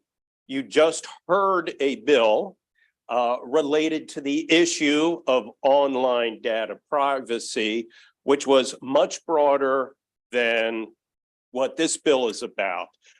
This is far more tailored and specific to ensuring protections for our children's data. Colleagues, who among us does not feel compelled to protect our children? We protect them from threats of all kinds, including predators, bullies, and oftentimes themselves. None of us would ever permit or tolerate anyone peeping in the windows to watch our children, or permit anyone to follow them in their daily lives. Unfortunately, dangers for our children no longer just entail stepping out between cars into oncoming traffic or strangers with candy. Right now, internet companies are tracking everything that our children do, watch, read, study, post, and chat about on the internet. Electronic toys with internet connections and video games have become data harvesting devices.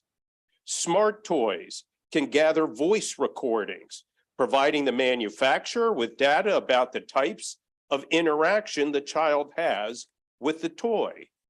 This information may then be shared with other business partners of the manufacturer to target the child and parents with other enticing products.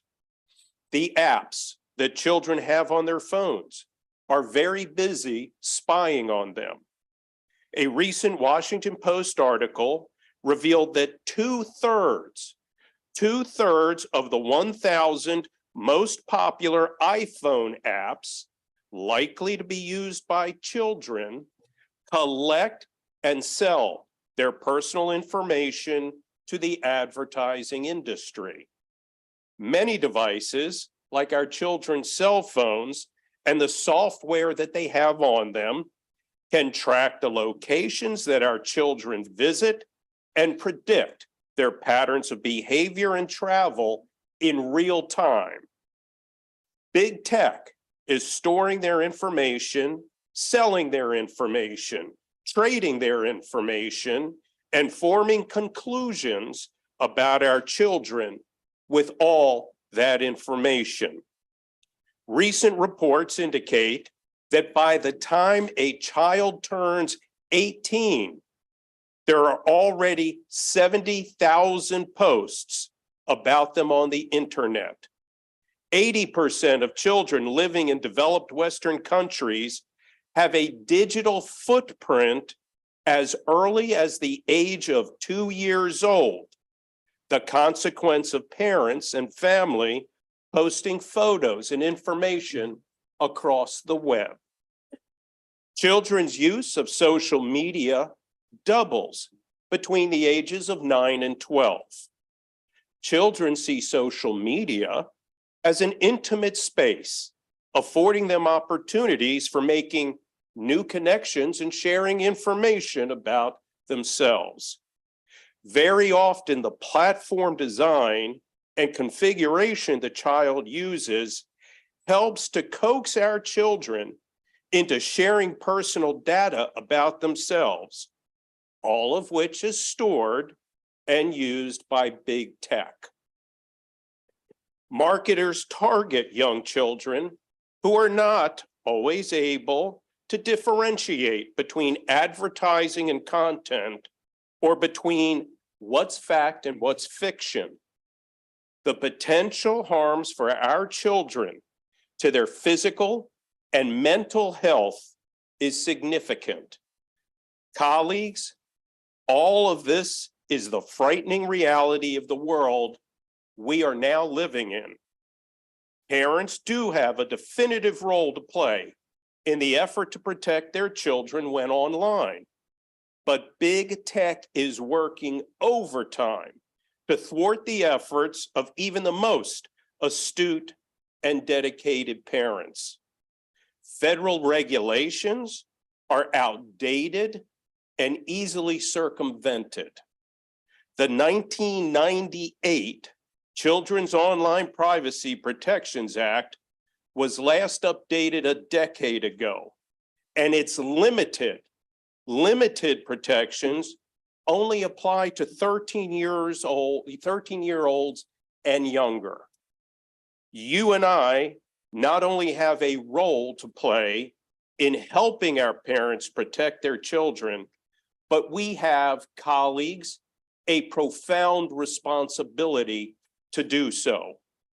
With passage of this bipartisan bill, and by the way, it passed California with a bipartisan vote, we can join California, the fourth largest economy on the planet, and the nation of Great Britain in placing some common sense requirements on big tech when it comes to respecting the privacy rights of our children.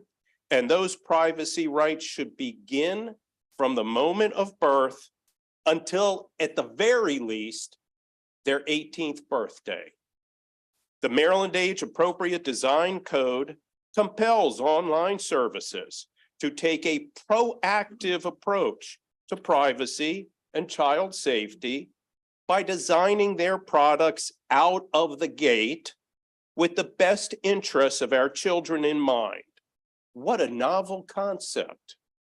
The bill applies to for-profit big tech companies with $25 million in annual gross revenue, or those that buy or sell the personal information of 100,000 users, or derive 50% of their annual revenue from selling or sharing consumers' personal information.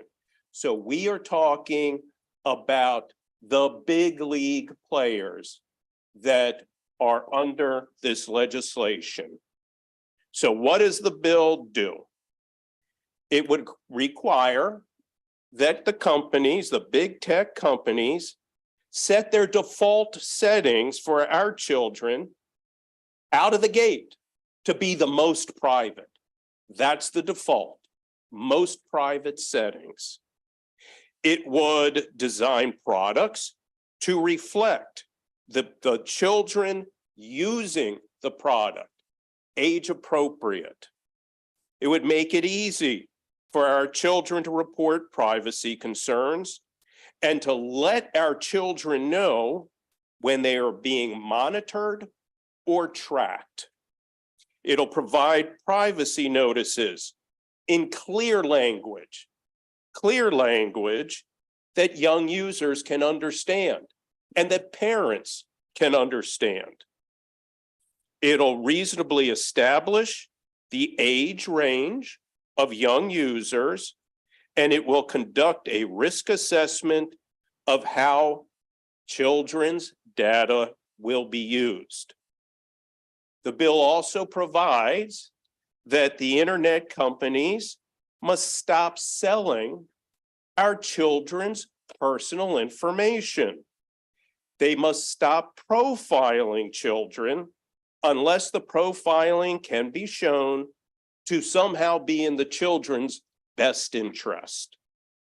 Collecting personal information about children that they don't need to deliver their service will be prohibited. They must stop designing features that are detrimental to our children's well-being. Tracking their locations, unless doing so is essential for the service, prohibited. Using the children's data in ways for which they have not obtained explicit permission, prohibited. And finally, they must stop using manipulative designs to get children to unknowingly sign away their information. That you heard about the dark patterns in the bill previously that Senator Augustine mentioned. Colleagues, the bill places enforcement of the law within the office of Maryland's Attorney General, who supports the legislation. And by the way, the bill does not contain a private right of action. And in fact, there is a 90-day cure period for a company that the Attorney General finds violates the law. Fix it. That's all. Fix what you're doing. Obviously, because trading in our children's personal information nets tens of millions of dollars in profits every year for big tech, they are very much opposed to protecting our children's personal information as prescribed in this bill. I guarantee the industry is going to come up after me and they are going to say, we support protecting our children. They're going to come up and say it. And then they're going to say, trust us to do it. Colleagues, I don't trust them to do it. Leaving the fox to guard the chicken coop has left the floor of the chicken coop littered with lots of baby chick bones. We need to pass the bill. The industry will say, let parents be responsible for protecting our children.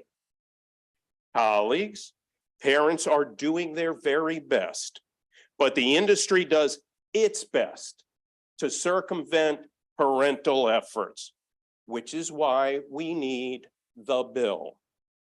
The industry will come up behind me and they're going to say, it might have a chilling effect on new software and hardware development. Nonsense.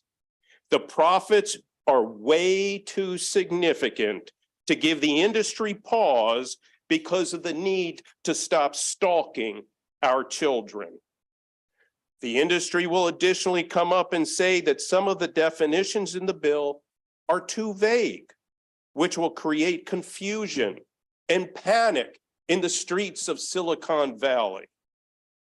To the contrary, the definitions are well thought out to provide appropriate direction without being overly prescriptive, which if that were the case, they'd come up and whine about that issue.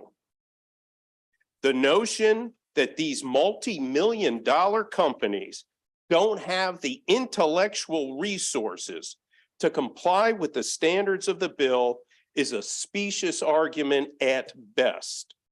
Finally, colleagues, the industry will whine. Passage of the bill will stifle free speech and lead to litigation like what has happened in California.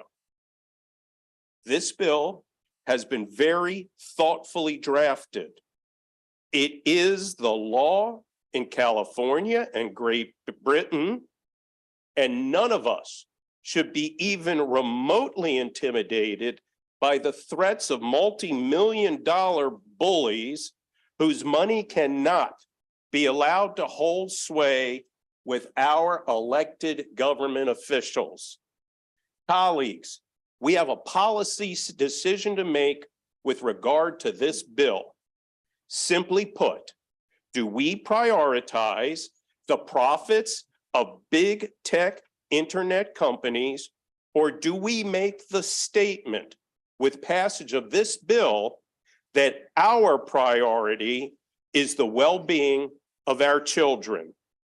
Are we going to say that we are prioritizing the physical health and mental health of our children over big tech internet industry?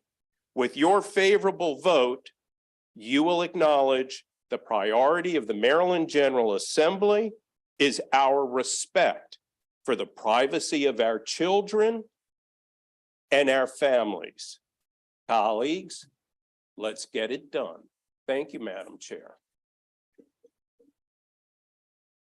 Hi, my name is Nicole Rocha, and I am the head of U.S. Affairs for Five Rights, an international NGO dedicated to building the digital world young people deserve. Thank you to the chair and committee members for letting me speak today in support of SB 844. When it comes to the internet, we know that the status quo isn't working for our youth. In addition to addiction, we are seeing shockingly high rates of teen depression, harassment, and child sexual abuse. This is not by accident. The digital world is 100% engineered and largely private owned, and the system is designed to optimize engagement at any cost for profit. SB 844 would change that. Its approach is based on international work that we know produces results and has long been part of our business culture: product safety. If the risk of harm to children is part of a platform's designed to maximize engagement, then the solution comes from redesign. The bill requires businesses offering online products to undertake a risk assessment in order to identify foreseeable risks of harm to children arising from their data management practices and mitigate or eliminate that risk of harm before the product is available to children. It's important to note that addressing issues of privacy and safety at the design phase represents relatively low red tape and proportionate costs based on platforms' business practices. It is much more economical than the liability that can come after the harm has occurred. As mentioned by Senator Kramer, the bill contains 3 elements that represent a true paradigm shift in how we look at tech. It defines children as under the age of 18. It applies to online products likely to be accessed by children rather than those directed at them. I don't think anyone here thinks that Sesame Street needs to be safer, but there are lots of places on the internet where youth actually spend their time online that do need to be safer. And it requires high privacy protections by design and default. We know this model works. Since the AADC came into force in the UK, we have seen a wave of changes to the design of tech products, each which have improved the lived experience of children and teens. Please don't be misled by the opposition. The bill does not require content moderation. It does not require identity verification of every user on the internet. It is reasonable, it is risk-based, and it is rooted in principles of data privacy. It is not vague. It is tech neutral and principle-based, allowing tech to do what they do best: innovate. Five Rights thanks the sponsors, this committee, and the state of Maryland for considering these design protections for youth online. I recommend a favorable report on SB 844.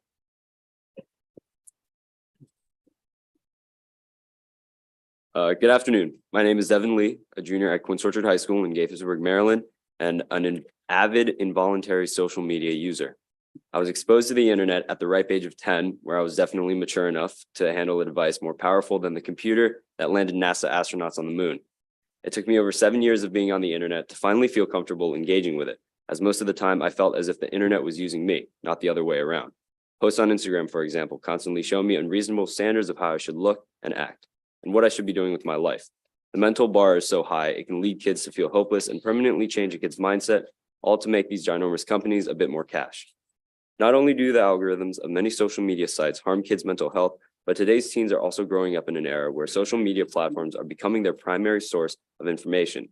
These platforms have become breeding grounds for misinformation, conspiracy theories, and falsehoods. Many of these teenagers do not have the necessary tools to differentiate between accurate and misleading information, leading them to make poor decisions, spread false narratives, and engage in dangerous behavior. I know firsthand how easy it is to get sucked into a rabbit hole of misinformation online. Feeling helpless, I finally decided to do something about it. I co-founded Social Media for Social Justice, a student-led organization focused on educating high school kids about the dangers of misinformation on the internet. Teaching other kids has inspired me to speak in front of you all today. I wish there was an easy fix to keeping these social media companies accountable. If there was a big red button to erase the current social media apps and make better ones catering to students' mental health, I would press it in a heartbeat. Most people my age would too, but we can't get rid of it, so we need to learn how to deal with it. By supporting this legislation, Maryland will help set the standard for online child and teen safety and set simple, greater privacy settings as the default, which has proven to be effective. Design code regulations have already been approved in the UK and California, and we ought to have the same safeguards. Thank you so much for allowing me to speak in front of you all today. Please consider my story and many others going through the same problems on social media. Maybe this bill will be the big red button.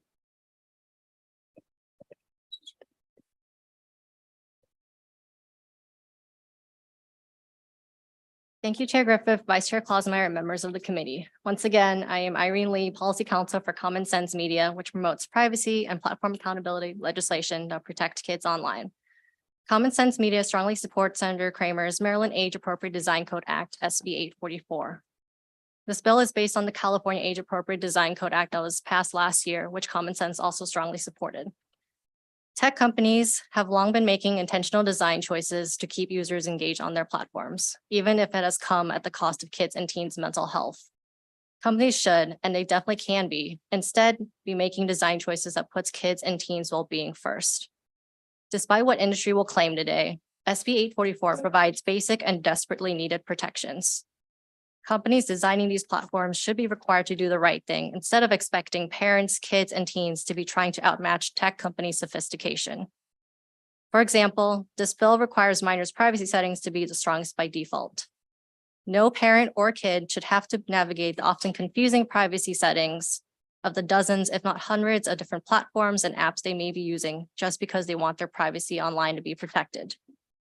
And if a company's data protection impact assessment finds one of their design features like endless scroll or autoplay is imposing harms on kids, then the company must make a plan to mitigate or eliminate that harm.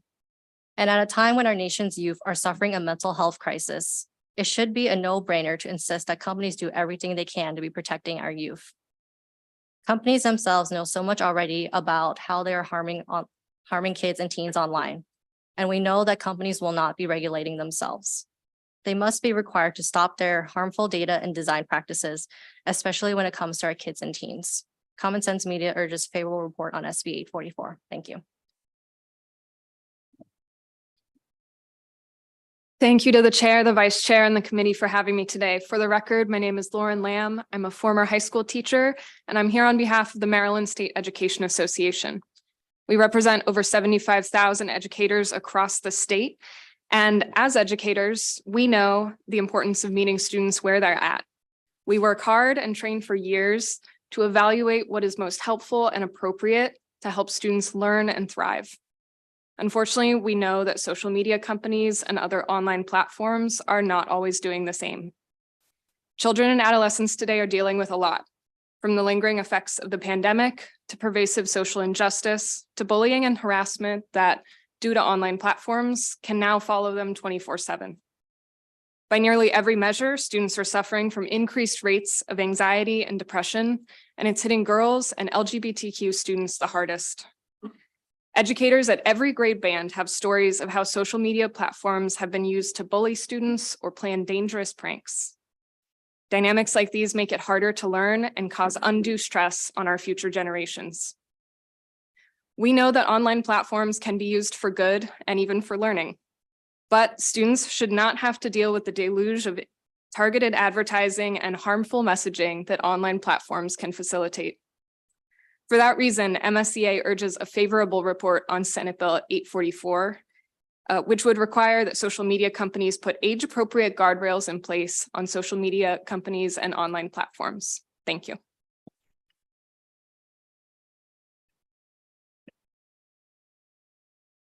Good afternoon. Thank you to the committee for having me. My name is Justin Lowenthal. I grew up in Calvert County to a physician father and an emergency room nurse mother. And I currently live in Baltimore studying for both my medical degree and my PhD, which I hope to receive in a few short weeks. I'm speaking today representing friends and colleagues at Doctors for America, a national organization of over 20,000 physicians and medical students, including over 1,000 in Maryland, committed to advancing policies that help the patients that we take care of. For this reason, we support Senate Bill 844, the Maryland Age Appropriate Design Code.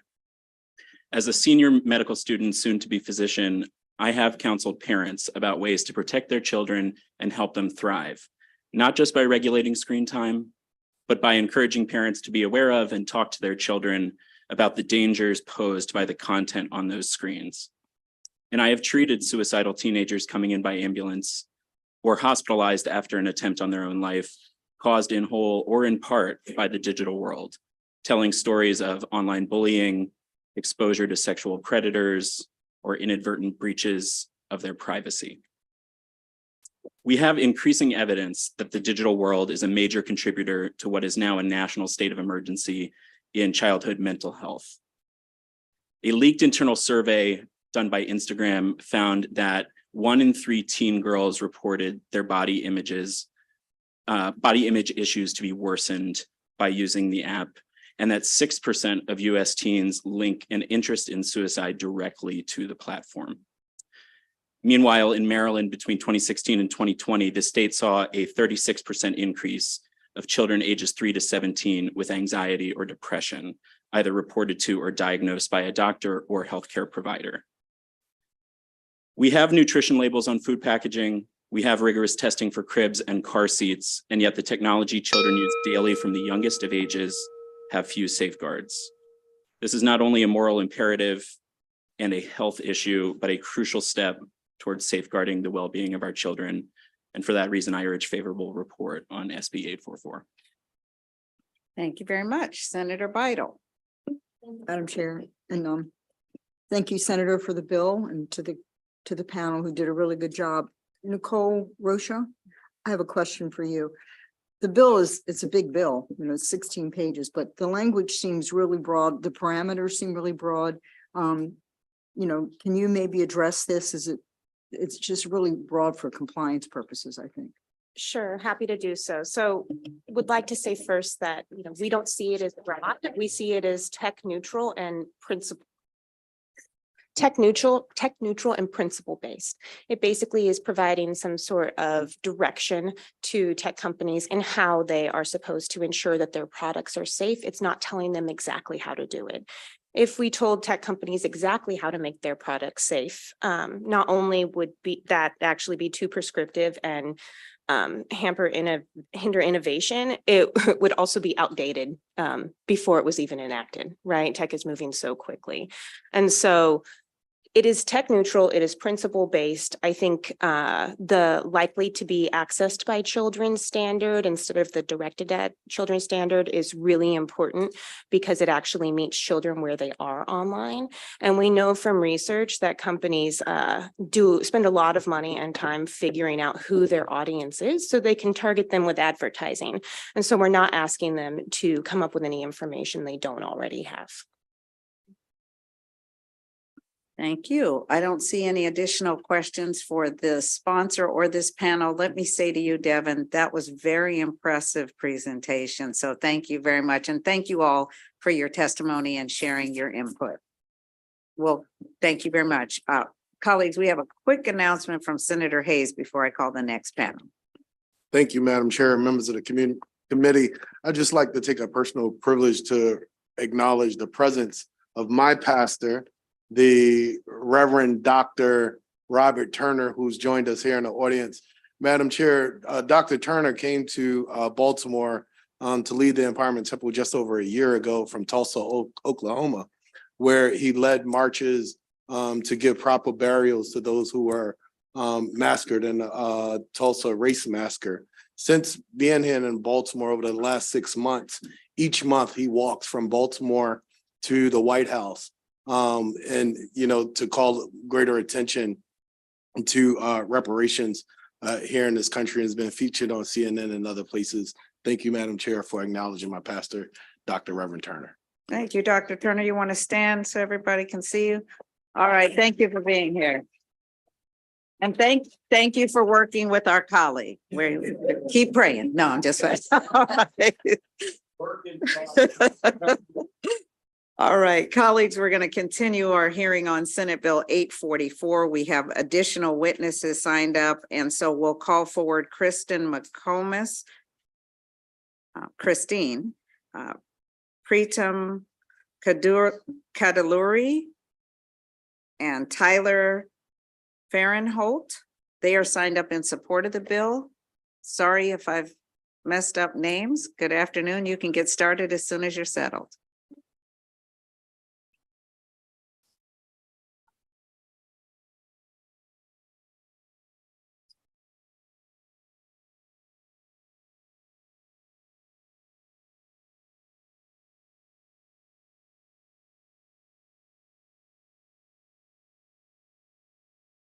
Good afternoon, everyone. Thank you, Chairwoman Melanie Griffith and Vice Chairwoman Catherine Klausmeyer for this opportunity to address this committee today. I am Dr. Preetam Kadaluri, a physician currently doing my master's in public health at Hopkins and a source recipient of Bloomberg American Health Initiative. I also serve as treasurer of the Child Health Society at the Johns Hopkins Bloomberg School of Public Health. I came before you today to speak in support of the Maryland Age Appropriate Design Code, SB 844. As a doctor, educator, and researcher and advocate for children, I have witnessed the benefits and risks that the internet can bring to the child's lives.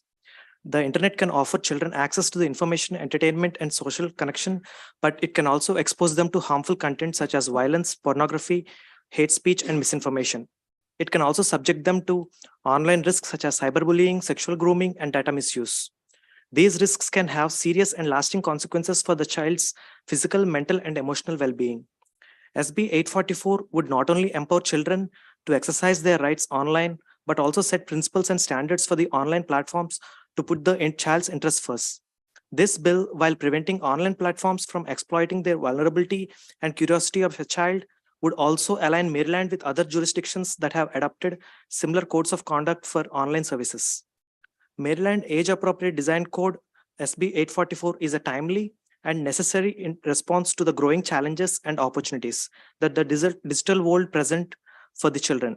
It would ensure that the online platforms respect the dignity, autonomy, and well-being of the children, and that children can enjoy the benefits of the internet without compromising their safety and privacy. I urge you to support this bill and make Maryland a leader in protecting children's online rights. Thank you for your attention and consideration.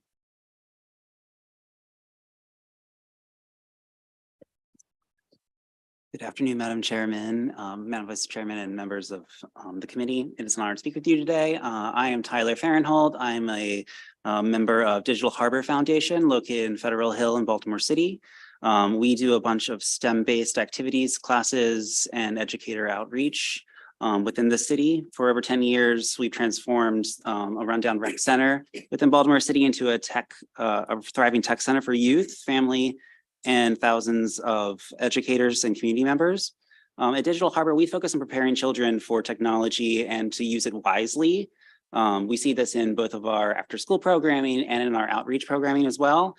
We do this by providing youth and families with affordable broadband services, and we empower youth and family members to be digital navigators.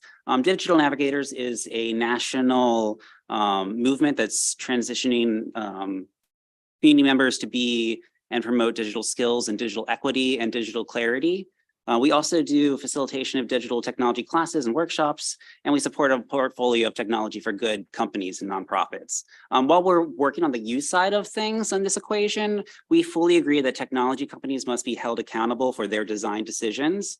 Technology companies whose business is based on interactions with youth bear responsibility in designing products that encourage and support the growth of their youngest users. The age-appropriate design code requires terms of service to be presented in language that is anticipated audiences can understand, and requires age-appropriate tools for children to allow children to customize their online experience. The code recognizes to fully participate in society, children are going to be online, and to be able to benefit from the internet. The benefits cannot be realized if children or their parents have to opt in site by site or app by app. For this reason, we encourage by the fact that the code requires high privacy as default. The person-centered design is not a new concept. It has been around for decades. Thank you for your time.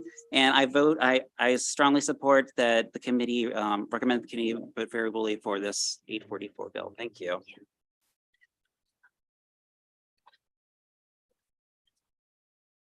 Good afternoon, Chairperson Griffin, and committee members. My name is Christine McComas. Lifelong Marylanders, my husband and I, raised 4 daughters. Maryland's anti-cyberbullying criminal statute is named for our daughter, Grace.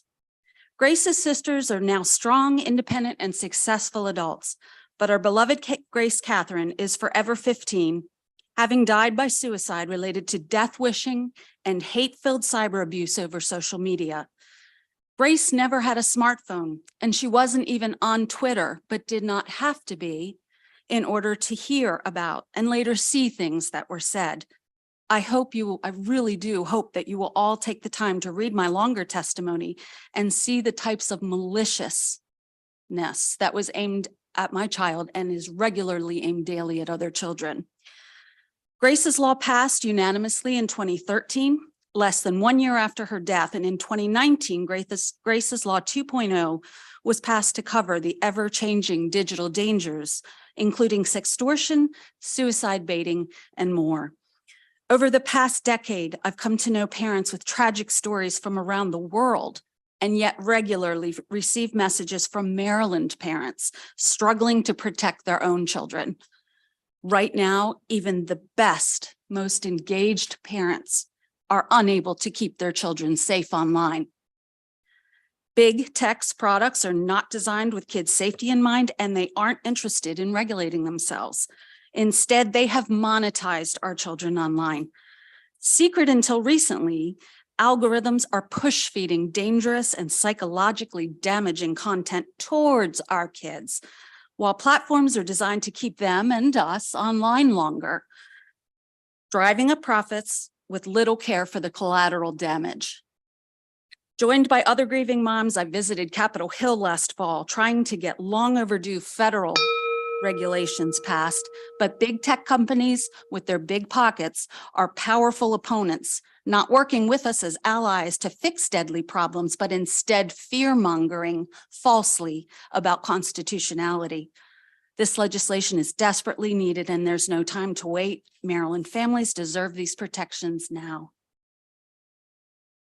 Thank you. Thank you. Are there We're- any questions for this panel? We're open to them if you have them. Okay, I don't see any questions from the committee, but we thank you each for sharing your testimony and experiences with the Senate Finance Committee. Thank you for participating in the hearing. Thanks for hearing us. Thank you. Thank you. All right, colleagues, we have additional witnesses signed up on this bill, so we will turn to Margaret Durkin, Callie Locklear, Elon Shiong Kalmus, Carl Sabo, Andrew Kingman, and Rebecca Snyder. Good afternoon again, Madam Chair and honorable members of the Senate Finance Committee. For the record, Kaylee Locklear here on behalf of the Maryland Retailers Association, respectfully in opposition to this bill. I do want to start by putting on the record and stating that we respect our customers and children's data, privacy, and safety, and the intent of this bill. But we actually believe the bill did not intend to include us. So, as you heard, this bill is attempting to address harms to children and minors from online services and features of apps such as social media offerings, in which children and minors' online behavior is tracked in quote unquote products that are only available in digital form. And this is where there is a significant difference. Retail stores are selling tangible goods online to adults who have the means to pay, even if those goods are intended to be given to their children, so children's apparel or children's toys. And we are not engaged in the online commercial activity of the type that this bill addresses with respect to social media, gaming, and other online companies' collection of sensitive information and behavioral data from children. As such, the bill already has language in it that properly attempts to carve out the sale of quote unquote physical products sold by retailers. They are properly excluded from the definition of online products on page 6, line 23, to differentiate online products from physical ones. And we would proffer clarifying language to the current exemption language that the purchase or sale of those physical goods is covered, since we believe delivery is unclear. I am glad to answer any questions the committee has, glad to work with the sponsor of the bill on this, as we would like to be neutral. Thank you. Okay, yes. Madam Chair, members of the committee, so I'm going to do something that you haven't heard before. I'm going to talk to you as a lifelong Maryland resident, parent, wife of a child therapist. So I went to Wild Lake High School. I went through the public school education system. I have 2 kids in Maryland public schools, and my wife, as I mentioned, is a child therapist here in the state of Maryland. Typically, I'm a pretty cool customer, but this bill, I'm really nervous because if this comes into effect, this will really harm my family. This will really harm my kids' ability to be online. This will really harm my neighbors. And that's because we just heard about a bill about protecting privacy. This bill does the exact opposite. This bill, by definition, will treat every user on the internet as a child. And what does that mean? That means websites need to collect more and more data. It's all about what is so-called age-appropriate design. I mentioned this to my wife this morning, and she was shocked by the use of the word age-appropriate. She said, "We don't use that in the industry. That age is irrelevant. It's developmentally appropriate." And I worry that this legislation clearly hasn't consulted psychologists, psychiatrists, because the American Psychology Association itself warns against isolation, the dangers of isolation. And that's what this legislation will do. My colleague from RELA over here, I think she was a little more narrow in her analysis, because the bill today will impact grocery store growls right around the corner, because it sells stuff that is quote unquote harmful to children. I call them burger cookies, or they're amazing cakes. But to many, those are harmful to children. They collect data of 50,000 users because we all have loyalty cards there. They are covered. So is Giant Foods and many other retailers, simply by having a website. I will also note the incredible harm to the LGBTQ community and those looking for reproductive rights. This is not Carl speaking for Carl. I have legal filings in my lawsuit against California from these groups warning about how this legislation harms those communities, those marginalized communities, and will harm reproductive rights in the state of California if that law takes effect. And the same is true here in the state of Maryland. So for all those reasons, we really ask that you not advance SB 844. Hi, good afternoon. Andy Kingman with the State Privacy and Security Coalition. I want to be very clear. We take this bill extremely seriously. We're willing to engage in conversations during the interim to work with and make Maryland a leader in advancing children's online safety. We have several concerns with this bill, and I want to take a moment and make something or emphasize a critical point for the committee here. And this is not legislation where there is clear alliances or clear consensus on this bill. California passed this bill very quickly with the judgment that the benefits of the bill outweighed the risks.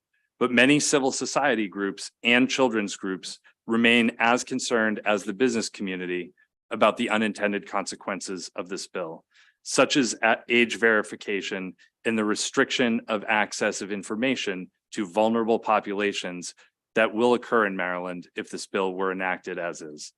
These civil society groups wrote veto requests to Governor Newsom about the bill and have joined together to oppose the Federal Kids Online Safety Act unless it is amended to eliminate the same outcomes that this bill would have. We are likewise concerned about the way that the definitions of child likely to be accessed by children, as well as the operational requirement that businesses alter content that could be materially detrimental to children intersect. The practical outcome of this legislation is this: because businesses must count a child as any visitor to its website who could be 17, nearly every website and app available is brought into this scope. This will lead businesses to routinely verify age, the age of individuals online and their visitors, leading to a substantial increase, again, as my colleagues have said, in the amount of personal information businesses will need to collect from individuals. So as I stated at the beginning, we absolutely understand the importance of this issue. We want to work with you all on this issue. We urge an unfavorable report of this bill. Thank you. Yeah, absolutely. Good afternoon, committee. My name is Rebecca Snyder, and I'm the executive director of the Maryland Delaware DC Press Association. And I regret that we're sitting here in opposition for many of the reasons that my colleagues on the panel have shared. This bill is broad, and news media would really get tagged on a lot of these pieces. News can be upsetting. It can be illuminating. It's informative. It is not age restricted, and certainly news and news media is something that should be available to all. Granted, there's not every 9-year-old is coming to their local news media site, but many teens are, and the fact that the age caps on this are 18 really does give us pause and concern. So we would ask to work with the sponsor to exempt news media in some way so that we're not tracking, we're not selling this data, but some of our members really would be tagged by those revenue thresholds and certainly the ambiguity around targeting children. I'm not sure how we would necessarily work with that. So I look forward to hopefully working with the sponsor on this and exempting news media from the bill. Thank you. Good afternoon. My name is Alon Sean Combs. I'm here on behalf of Chamber of Progress, which is a tech industry coalition promoting tech's progressive future. Our partners include companies like Google and Amazon, but our partners do not get a vote or veto on our positions, nor do we speak for any of our partner companies. We're here today to urge your committee to issue an unfavorable report on this bill. We agree that protecting young people online is an important goal, and we'd like to note that in recent years, many of these social media platforms have heard concerns from parents and researchers and have implemented new features protecting younger users. Some of these features across different platforms include limiting notifications at night, restricting messaging from advertisers, and increasing protections for content uploaded by children. However, this bill, while well-intentioned, has a lot of unintended risks and consequences. First, the age verification requirements would sacrifice all users' privacy on the internet in the name of increased security. Any attempt to regulate children's access to social media will require platforms to differentiate between adult users and children users. Platforms would almost certainly be required to collect some age-related information via checkpoints demanding identification documents or even facial recognition from all users, actually resulting in additional data collection. Age verification would be particularly harmful for anyone looking to browse anonymously, including journalists, whistleblowers, and anyone looking to participate in online discussions would be forced to disclose personal details so that platforms could apply appropriate settings under this bill as currently written. Second, we are concerned that forcing the platforms to decide what content is appropriate for all children users could result in over removal of information. This bill requires that covered platforms act in, quote, the best interests of children users and reduce the risk by encountering potentially harmful content without providing clear guidance of what that might entail. Thank you very much for your time, and we urge an unfavorable report. Good afternoon, Chair Griffith and members of the committee. My name is Margaret Durkin, and I'm the Mid-Atlantic Executive Director at TechNet. TechNet and its member companies are committed to providing a safe, age-appropriate experience online. However, we have many concerns about Senate Bill 844. The bill requirements are difficult to implement and overly broad. The stringent requirements could also limit content for teens who are in vulnerable environments, such as those experiencing domestic violence at home. Not all environments for children with parents are necessarily safe, so we want to account for those teens and those under 18 who might seek out information that differ from the beliefs of their parents. The age verification requirement also goes against data minimization best practices, as this would require additional forms of identification. Further, the California Age Appropriate Design Code is currently under litigation for various violations. And TechNet and its members believe that the best way to keep young people safe online is to promote education of safe internet practices. We support digital citizenship education, and many of our members are part of the Digital Trust and Safety Partnership, which promotes best practices in online spaces. The Digital Trust and Safety Partnership includes best practices such as reinforcing the best ways to enforce safety online, as well as engagement teams to decide who is responsible for identifying any harmful content and filtering messages.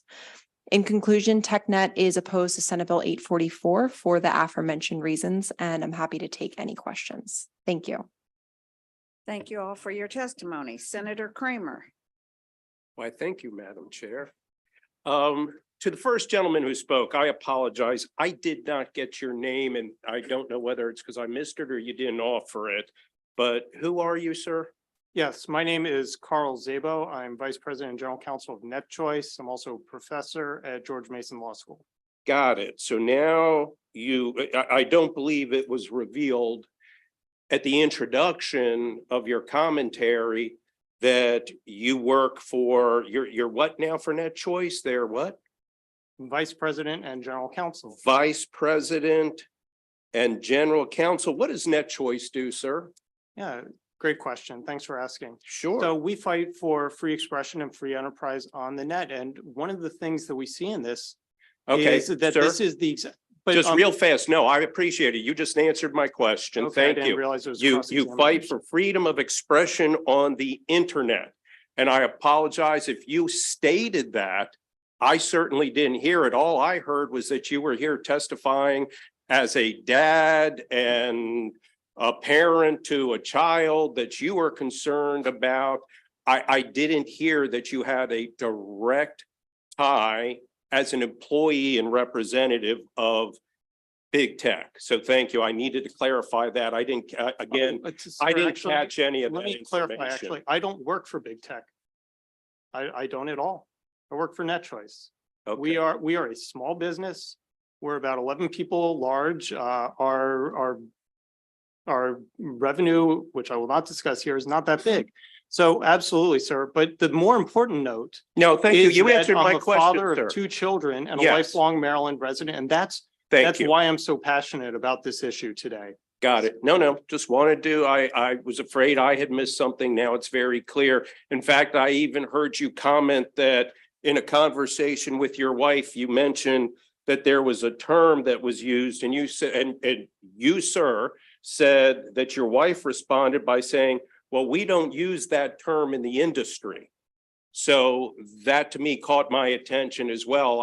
I'm sure if I went and had a conversation with my wife, she wouldn't know what terms are used by the industry. That was not the So- industry to which I was referring. She's a licensed clinical social worker here in the state of Maryland.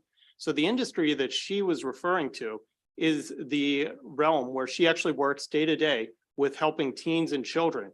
And they don't Thank you. use in that industry the term age appropriate design, because guess what? Hmm. What's appropriate for one 12-year-old may not be appropriate for another 12-year-old. I know plenty of 12-year-olds who are very mature. And that's good. I'm glad And you vice do that. versa. But I think we need to be, and the purpose of the bill is to look out for all of our 12-year-olds, not just those you deem being mature enough to make certain determinations. But thank you for sharing your personal background and your interest in the bill. The next question I have relates to, and again, I apologize, the gentleman sitting closest to the end there. What is your name, sir? Andrew Kingman. Andrew Kingman, gotcha. And Andrew, who are you affiliated with in the industry? I represent the State Privacy and Security Coalition. We represent a number of industries. We represent the automotive industry, payment card technology, telecom, healthcare. Got it. Okay. And in your commentary, you offered that this would be restricting, and this is your concern about the bill, it would restrict information to vulnerable populations. Yes. Could you explain to me where in the bill, would you read the language in the bill Sure. that specifies that this legislation will limit or restrict information to vulnerable populations, sir? Sure. It's the combination of several elements. One is the definition of child. So it's anybody under 18. So one of the things when the UK passed this bill, they included substantial guidance with that discussed the different developmental stages of children and how they differ. And this Okay, bill. sir, you still haven't gotten to vulnerable populations. What, Yes. define for me what you consider to be a vulnerable population. Maybe then I'll I have don't a think better- that's, I don't think that's for me to define, but as an example, children who are seeking information about their identities, people who are in distress or are seeking information about reproductive care. And Okay, perfect. Please point to me in the bill sure. where you see there is a limitation on anyone's ability to Google reproductive care to Sure. learn about that. So the bill would require businesses to consider what information could be materially detrimental to children. And again, this is a 4-year-old, this is a 5-year-old, this is a 10-year-old. And because you would have to restrict that information, it would be important to determine how old the user was and then make a decision about whether information could be upsetting to them or not. What we're saying is that Okay, pause again, please. Yep. I'm gonna work, I am trying to understand you. Sure. So you're saying that the industry has to be able to decipher whether a 3 or 4-year-old is going to be Googling information about reproductive services? Is that your assertion, sir? Because I don't see anywhere in the bill where that occurs. And you made this very broad statement, sir, and I asked you to point to it in the bill. Sure. And now somehow we've gone down a rabbit hole where 3 or 4-year-olds are going to be Googling, reproductive services and not have the Well, ability. let's say to do 11 or that. 12-year-olds. And Okay. the way that the bill is structured, businesses will very likely be verifying the age of all of the users to their website. Would you point to where in the bill that is Yes, that stated, they have sir? to be reasonably certain of the age of their users. On every product that they are producing? Well, Read yes, to me, again, sir.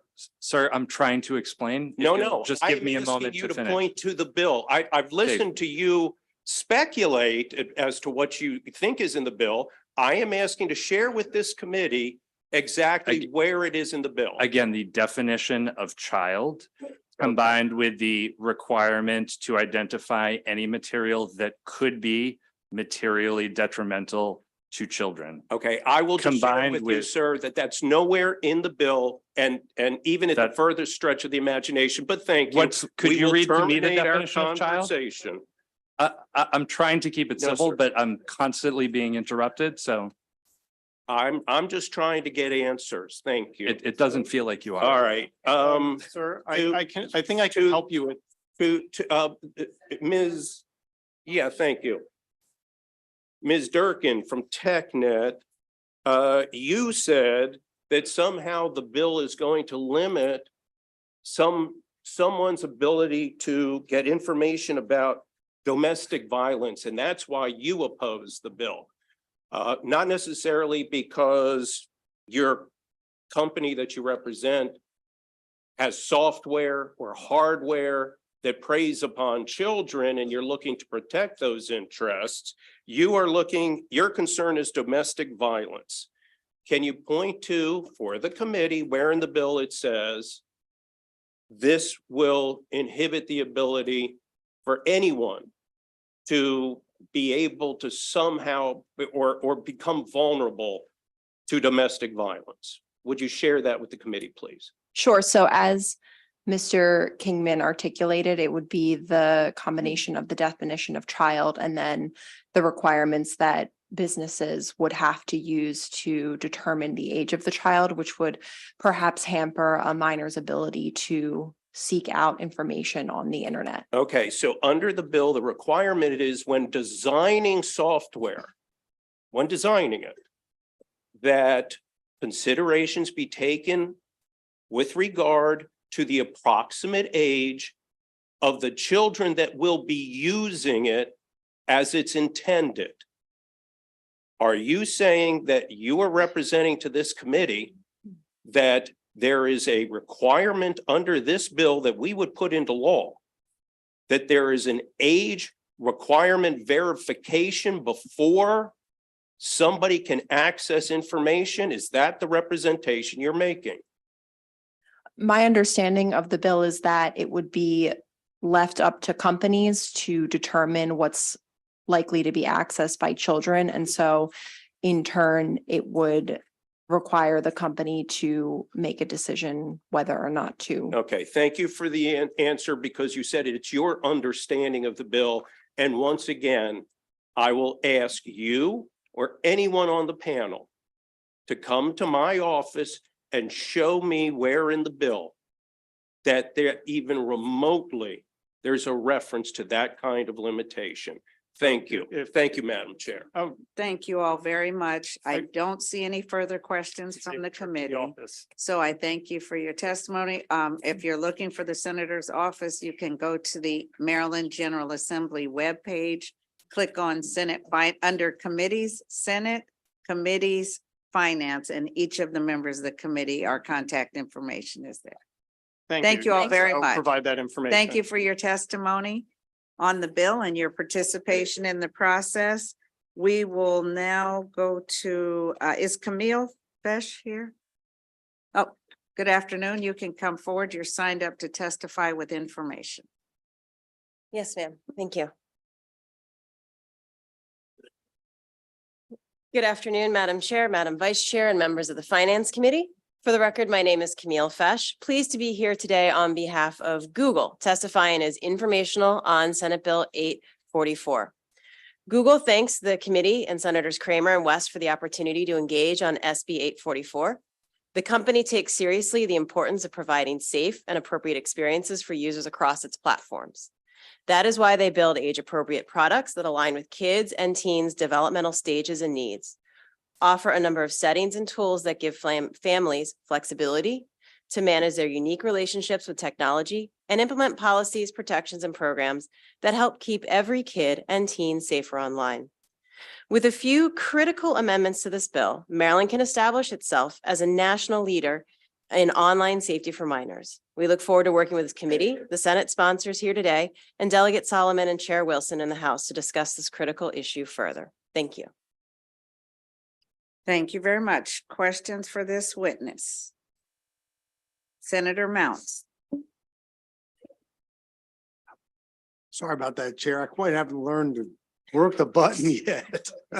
I want to thank the sponsor for bringing the legislation. I know there's a number of issues with regards to it, but you know, this is it is it's a time, you know, for children with the internet.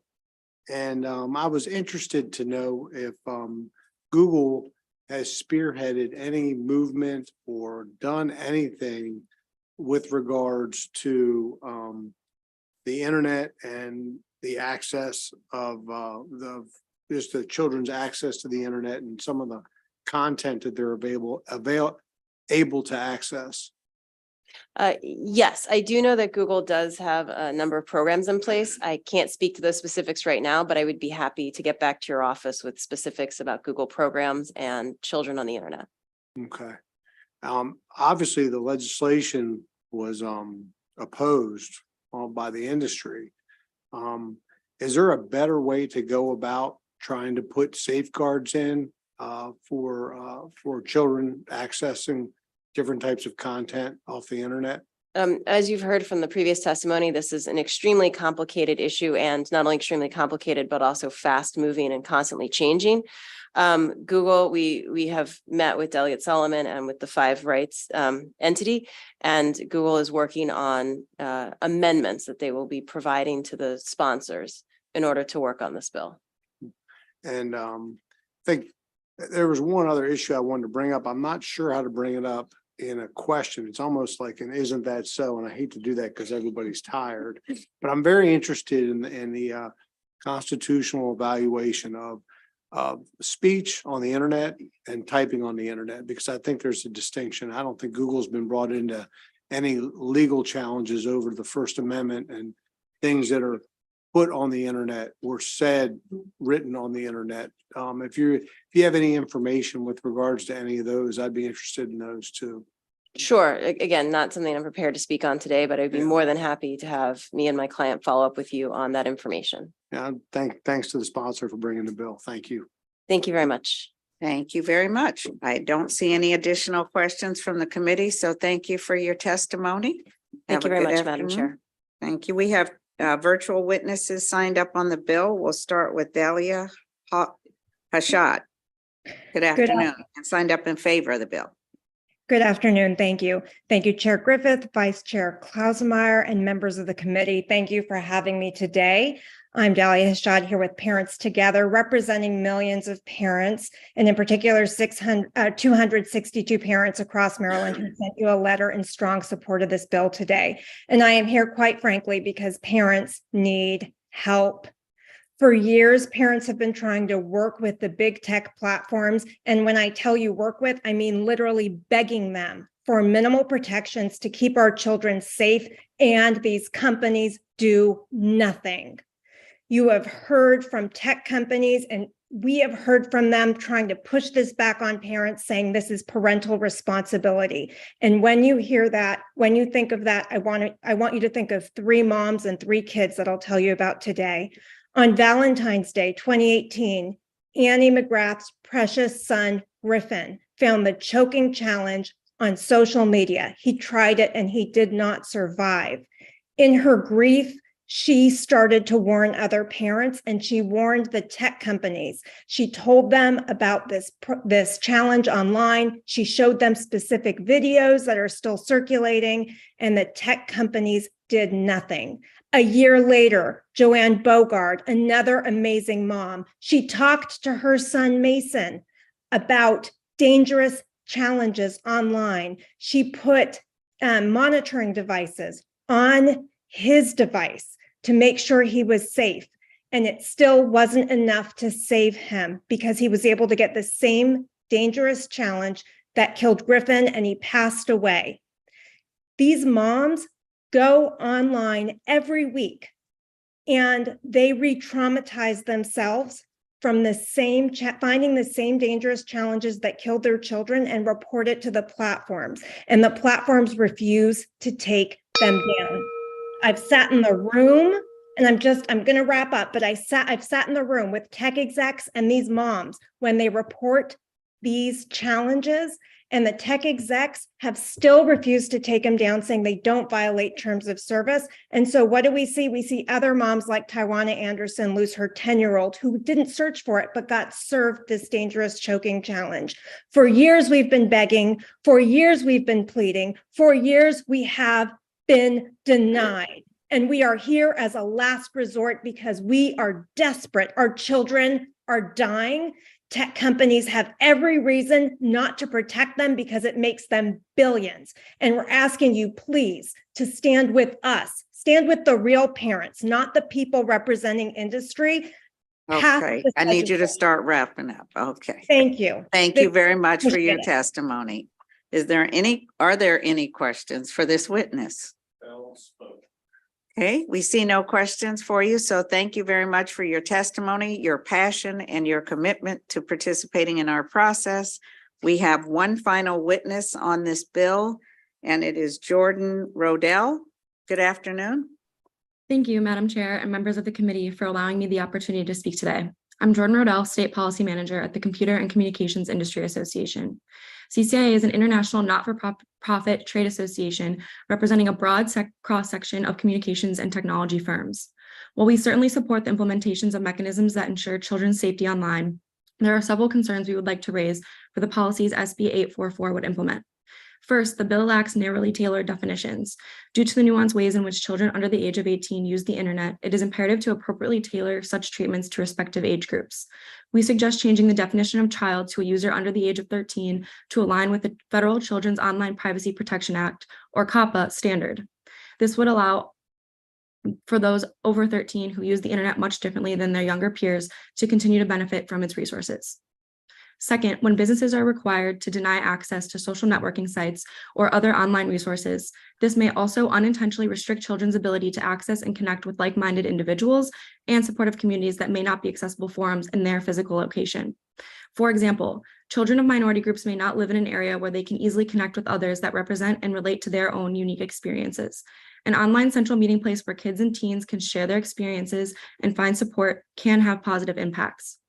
Lastly, in order to achieve meaningful children's safety protections, it is imperative for businesses to have a roadmap of how to properly comply and avoid unintentional violations.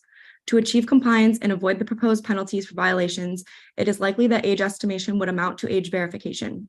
CCIA is concerned that businesses would then be forced to paradoxically collect a higher volume of data on children.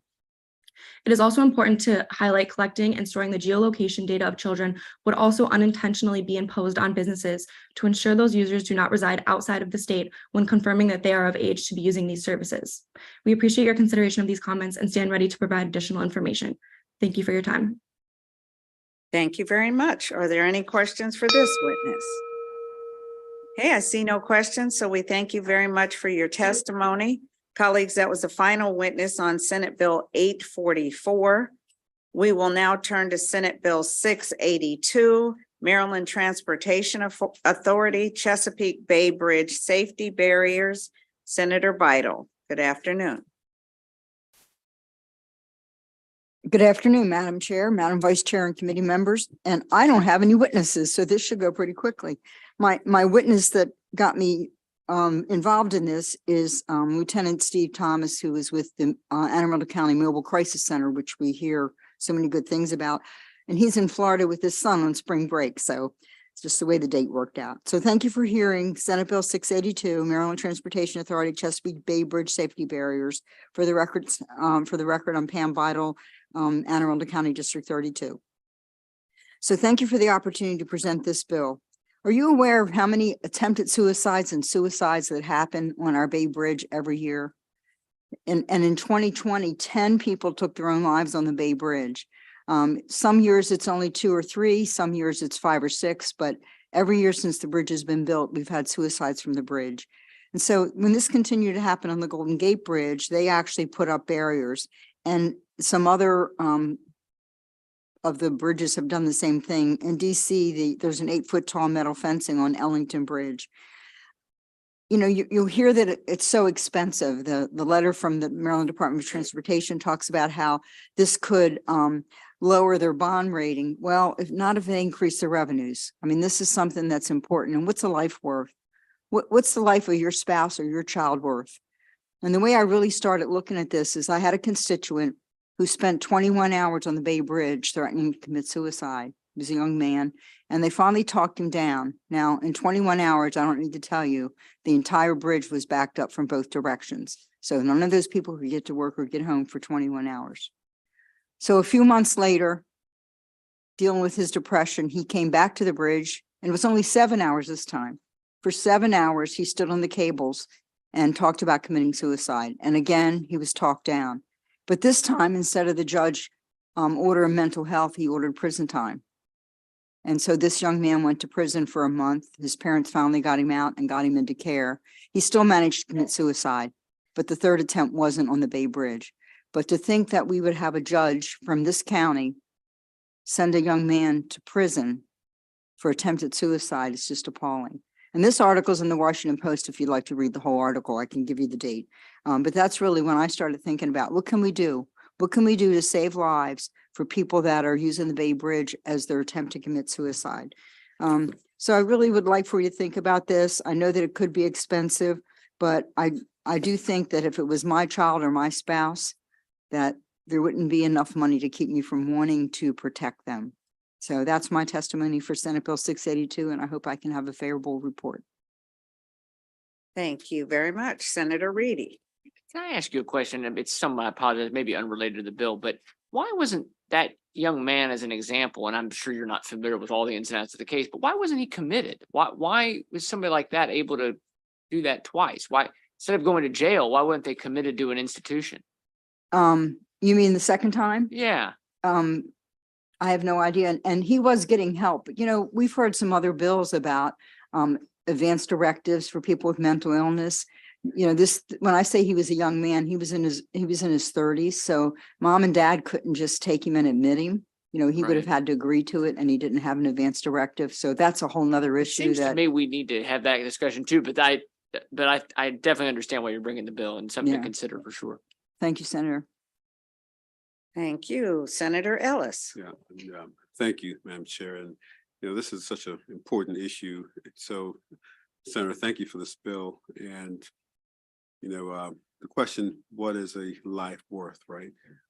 And I'm looking at the fiscal note and the cost is like 398 million just for, yeah. Yeah, and so, you know, that seems really high and, you know, all the bridges we have. So I remember for is like the, I'm trying to concentrate, Senator. Please. So, so we think about like the World Trade Center. After that, a special master was appointed, and they actually did calculation and how much to award each family based on age and profession and stuff like that. So, I mean, that calculation has been done. So do you think that that kind of calculation maybe should use to support this project, basically, you know, saying the 10 on average per year? And this is not the only bridge basically where that is a problem. I know in Southern Maryland and Charles County, the new nice Milton Bridge, that's an issue there also. And so do you think that might be appropriate to have that kind of calculation, which was done for the World Trade Center victims, to be applied to this for us to understand the true costs? Senator, in my personal opinion, we didn't create the problem at the World Trade Center. That was, you know, after the effect. This we can actually prevent. We could actually prevent. I don't know if other bridges are tall enough. You know, the Bay Bridge, not only the height of the bridge, but people climb up the suspension wires to the top, and that's where they jump from. So, I mean, I don't know the answer to your question, but I think this is something we could avoid. I know the Golden Gate Bridge was 215 million. So you figure we have two spans of the Bay Bridge. 398 might be pretty close, but at the very least, I think we need to look and see if there's a less expensive way, you know, study and see if there's something we can do to avoid these. Thank you for your question. Thank you, Senator. Thank Senator Mounts. Yes. I know it's late, but you know, thank you for bringing the bill. In addition to the personal anguish and loss, when there is a jumper, it shuts off the entire Eastern Shore. I mean, it shuts it off, especially when it happens on the weekend in the summertime. And the from everything from Ocean City to Kent Island, you've got everything gets shut off, and the bridge is it's not a vein, it's an artery. And so I was thinking about this, and you know, absolutely anything we can do to prevent this, not just from a holistic moral perspective, but also from, you know, keeping things running. But then I thought, you know, I've seen sometimes agencies don't like to be told what to do, and clearly they don't want to do this because they haven't taken it upon themselves. And I'm wondering if there's any way to do something in the bill, if it goes forward, to make sure there isn't a passive aggressive approach to this, because what can happen is that bridge is so sensitive that if the agency is told to do something it doesn't want to do, it could very well create traffic to say, this is why we didn't want you. Have you thought about that No, potential? I haven't. I have thought about the 21 hours that people couldn't use the bridge. As you were talking about, it blocks it off completely. See, my mobile crisis center in Anne Arundel handles these. This is why I know a little more about it maybe than other jurisdictions. So, you know, the bridge goes obviously from Anne Arundel to your county. Right. But the mobile crisis centers are the folks that are called to try to talk people down. And there's a number, I think attached to my testimony that you have is the number of attempts each year, and then the number of suicides that actually were successful. So every time there's an attempt, things are shut down. I want to support you. I also want to make sure we do the best we can for everybody if this is implemented. So thank you, Senator. Thank you. Thank you very much. I see no additional questions for the committee, so that will conclude the hearing on Senate Bill 682 and complete our bill hearings for today. Members, we're going to take a 5-minute micro break before we come back to do some voting. Thank you.